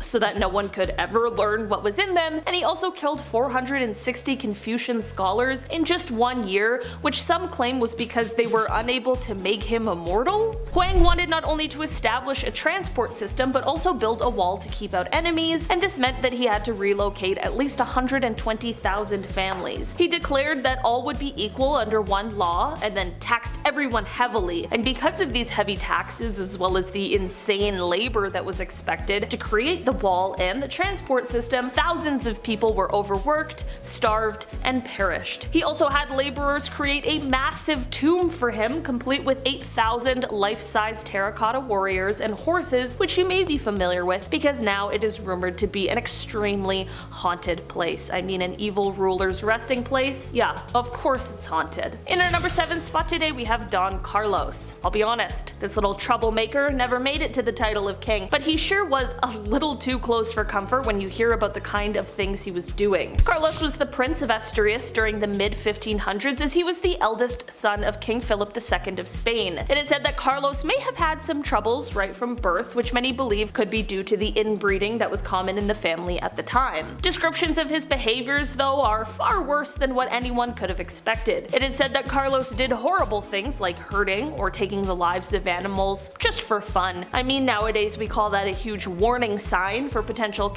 Back then, they just chalked it up to boys being boys. It is even said that at one point he purposefully blinded all of the horses in the royal stable. Red flags, they were abundant. Soon, of course, his cruelties would extend to humans, with people claiming that one time he chose to whip a servant girl for no reason other than because he could. And apparently one time he made a shoemaker eat a pair of shoes that he had made the prince that he didn't like. He was just a little twerp. Carlos was set up by his family to marry the eldest daughter of King Henry II, but after a few hours with the man, she decided there's no way in hell. Like, he was so bad, she would rather marry his dad, which she did in 1560. In the end, Carlos was found to be plotting to take out his own father, which landed him in prison in solitary confinement, where he passed away 6 months later. In our number 6 spot today, we have King Charles VI. King Charles VI started off his reign by being very well loved and respected, but as time went on over his 4 decades of ruling, he ended up being known as Charles the Mad. His erratic behavior had him hacking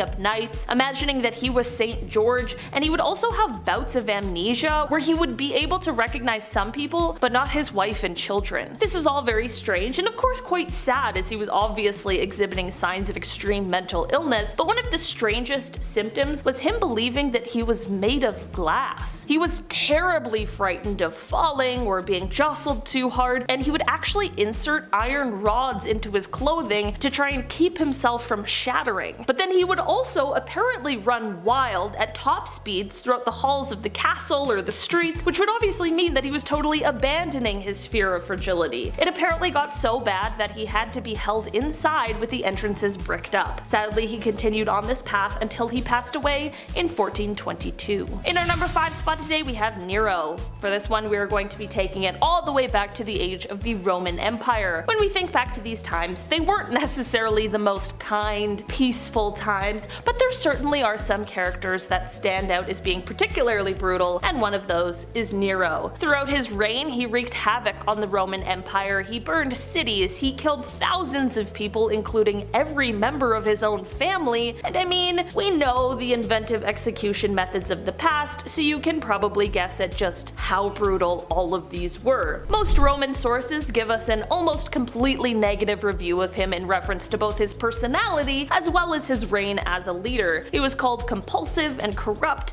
and it is believed that he is actually to blame for the great fire that burned Rome, but instead he used the Christians as a scapegoat so that they would receive punishments rather than him. In the end, after being declared a public enemy by the Roman Senate and realizing that the rebellion would be lost, he ended up taking his own life at the age of 30. In our number 4 spot today, we have Pol Pot. Pol Pot was the leader of the Cambodian revolutionary group called the Khmer Rouge, and this group, with him at the forefront, went on to try and destroy the Cambodian civilization. This wasn't necessarily how the group started out, but once Paul and others who shared his ideals came to lead it, things quickly became very dark. He is likely one of the only people who ordered a mass genocide in his own country. The reasoning behind all of this is because he believed that destroying the civilization was the best way to start a new regime and bring in a new age. He ended up serving as the prime minister from 1976 until 1979, during which his policies led to the deaths of around 2 million people, which is horrifying. That was about 25% of the entire population. He even liked to keep the skulls of those he had killed. Just gonna say, it seems as though politics was the mask for someone who just really wanted to kill people. There are so many horrific details surrounding him and the things he did, much of which I can't even repeat here on YouTube, and that is exactly how he landed a spot here on today's list. He truly did some horrendous things, and in the end went on to live the rest of his life and died of natural causes before he could even answer for any of his crimes, which is just the most frustrating end to a horrible tale. In our number 3 spot today, we have Maximilien Robespierre. Okay, I'll be honest. This is quite a polarizing one. Maximilian, on one hand, was great. He advocated for universal suffrage, for unrestricted admission to national posts, and he was against racial and religious discrimination. Especially in the time he ruled in, this was huge. Of course people were against him, but in our modern views, he was way ahead of his time in these beliefs. On the other hand, however, he was extremely violent and was the leader during most of the French reign of terror that happened during the Revolution. It is said that during this time he was responsible for imprisoning somewhere around 300,000 and killing somewhere around 40,000. During the revolution in 1793, he was elected head of the Committee of Public Safety, and from that point on, any voice that was in opposition to the change that was happening was struck down and silenced by him. Throughout the years, his ego and power only grew, which led to him being a little too quick to use the guillotine, his favorite execution method. He was getting a little too cozy with that thing, so much so that he began to use it even on people who had, at one time, been his allies. We saw this clearly when it came to the execution of George Danton, who Maximilian had executed after he suggested maybe chilling out on the whole reign of terror thing. In the end, people caught on to this tendency for violence and horrible punishments, which definitely lost some of his public support, and this was only exacerbated when it was realized that he now had beliefs that directly contradicted those he had earlier, like when he tried to create a national religion called the Cult of the Supreme Being. By the time 1794 came around, he was overthrown, and later that year he found himself being executed by, you guessed it, the guillotine. Not good. No thanks. In our number 2 spot today we have Vlad Tepes. Often referred to as Vlad the Impaler, he was the ruler of Wallachia 3 times between 1448 until his death in 1476. He is often regarded as one of the most important rulers in Wallachian history, and to many he is a hero, and this is not to disregard that. But you don't get a nickname like the Impaler by being a passive, peaceful guy. Vlad was known for his brutality and his love of impaling people, but it is also said that everyone's favorite vampire, Dracula, was modeled after him. This is because it is rumored that Vlad liked to dip his bread in the blood of his enemies before eating it. I prefer a little olive oil and balsamic vinegar with mine, but hey, to each his own, I guess. Vlad is known for his intimidation tactics, which included having bodies of those he had killed lined up outside of the city so that any enemies approaching would know what fate they had coming. Like I mentioned before, many regard Vlad as a hero.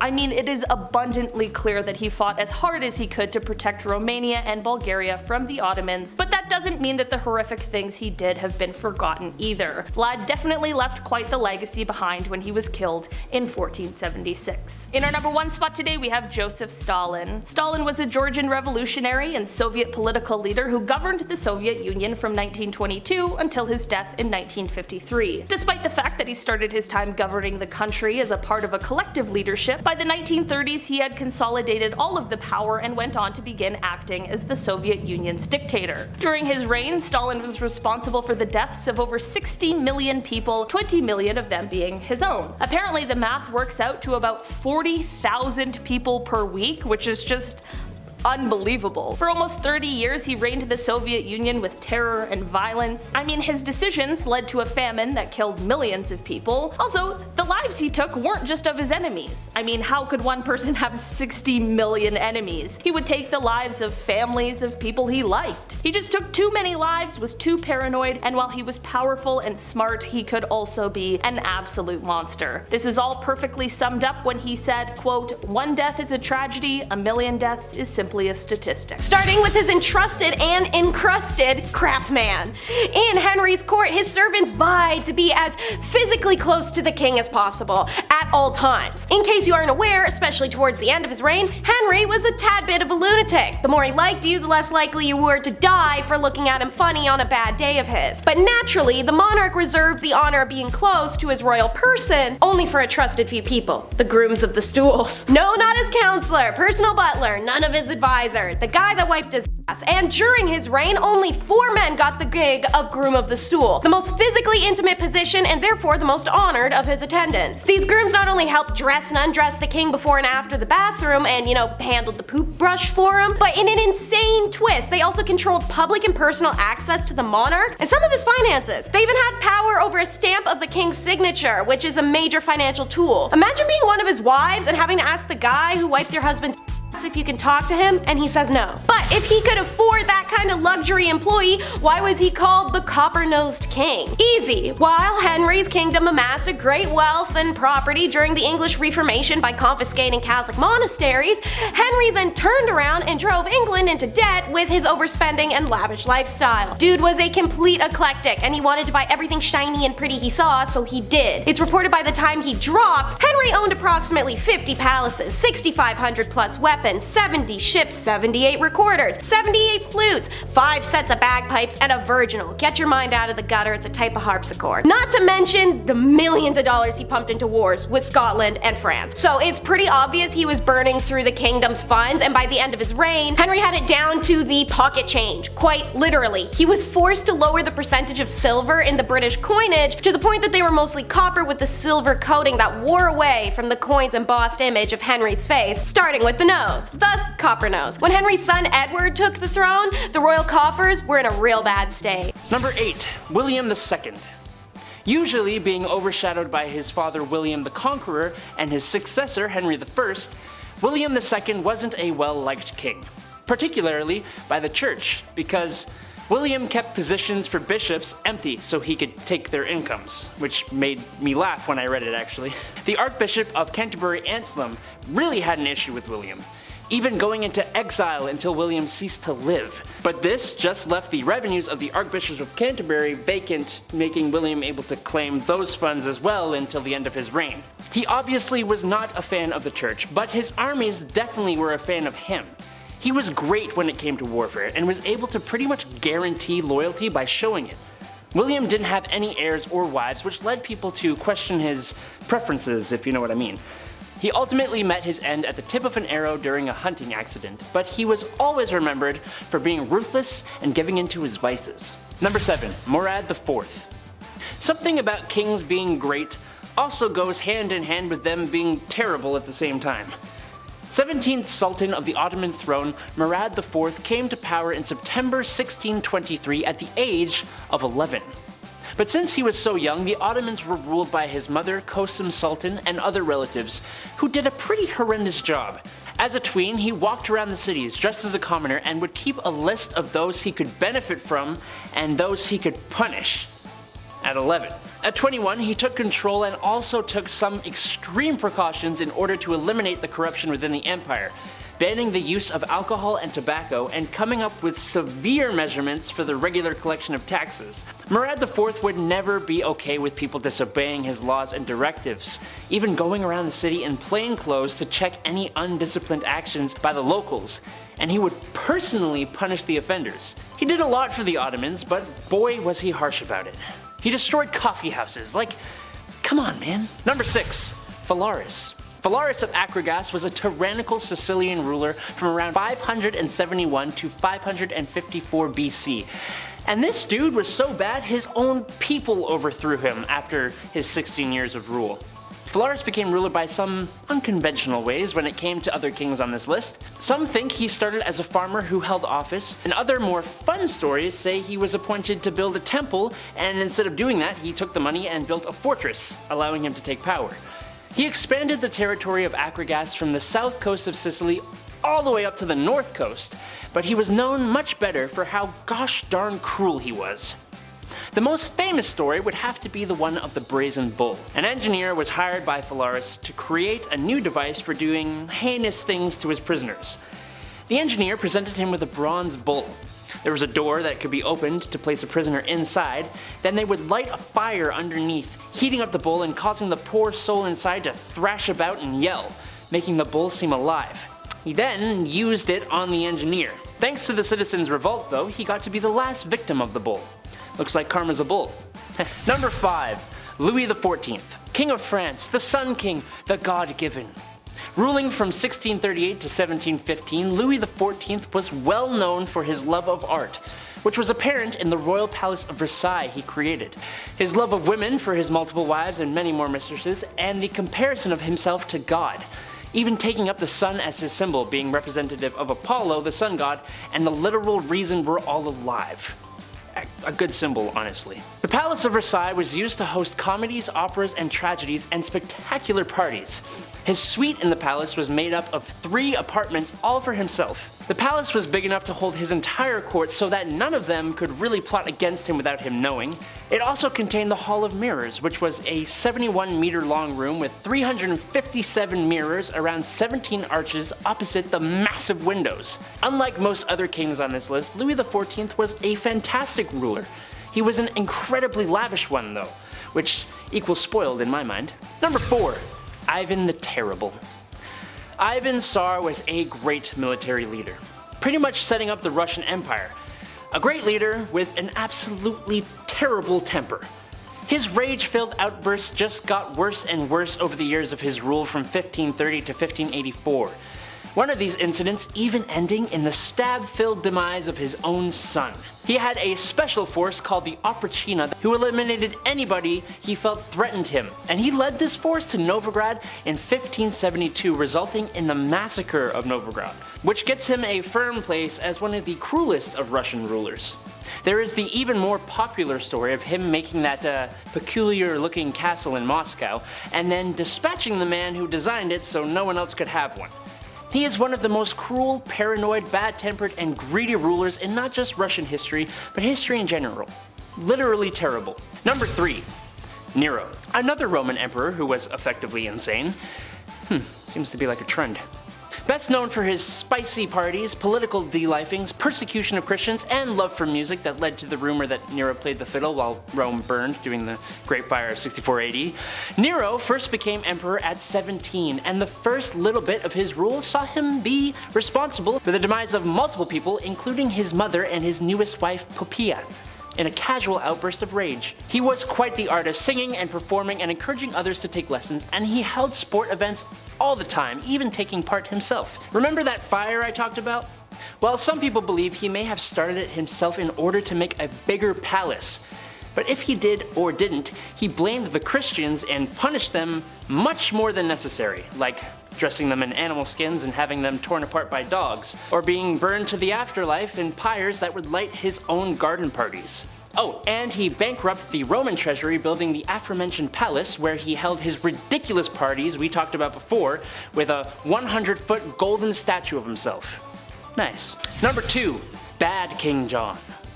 Kings be bad sometimes. But when it came to lechery, treachery, and shocking acts of cruelty, the king who sealed the Magna Carta takes the cake. According to the historians at least. While known for the Magna Carta, he is also well known as the king involved in the stories of Robin Hood. But these being fairy tales, was he really that bad? No, he was much, much, much worse. During the time that he ruled, most nobles who were captured in war were kept in not so bad confinement. John said no though. Like when he captured his own nephew, who miraculously disappeared, and about 22 knights who were sent to a castle to starve to the afterlife, to stop their families from continuing to fight. He did the same thing to the wife and son of his former friend. If that weren't bad enough, when his brother, who was king at the time, was taken prisoner, he tried to seize the throne, and he is famous for forcing himself on the wives and daughters of his own barons. As you may remember from Robin Hood, there was a monetary aspect to his horribleness as well. The taxes and fines he levied were to the point of extortion. I talked to Andrew, who talked to the chief, and he said, King John ain't it. Number 1. Henry VIII. Here we are, the main man himself. We've talked about him before, and how could we not? He's arguably one of the most infamous English kings. Historians have described him as obsessive, syphilitic, and a self-indulgent wife de-lifer and tyrant. These historians probably leave the best Google reviews. It's not just his whole multiple wives to find a male heir situation that makes him spoiled. Well, kind of it is. To achieve his personal ends, he literally spurred on a religious revolution that created the Church of England, the formal end of monasteries, and the Reformation. Which is hilarious because he wrote a treatise against Martin Luther that had him named Defender of the Faith by the Pope. Ironic. He, like many of the others, was a lover of art, music, and sport, at least in his younger years. But he was also an incredibly costly ruler. While he unified much of England with Wales and Ireland, in 1520, with King Francis I of France, Henry co-hosted the Field of the Cloth of Gold, which was incredibly lavish and showed off his immaturity. Speaking of immaturity, there are tons of cases where people were separated from their heads simply for not giving him what he wanted, including some of his friends and his wives. A great number 1 for this list, in my opinion.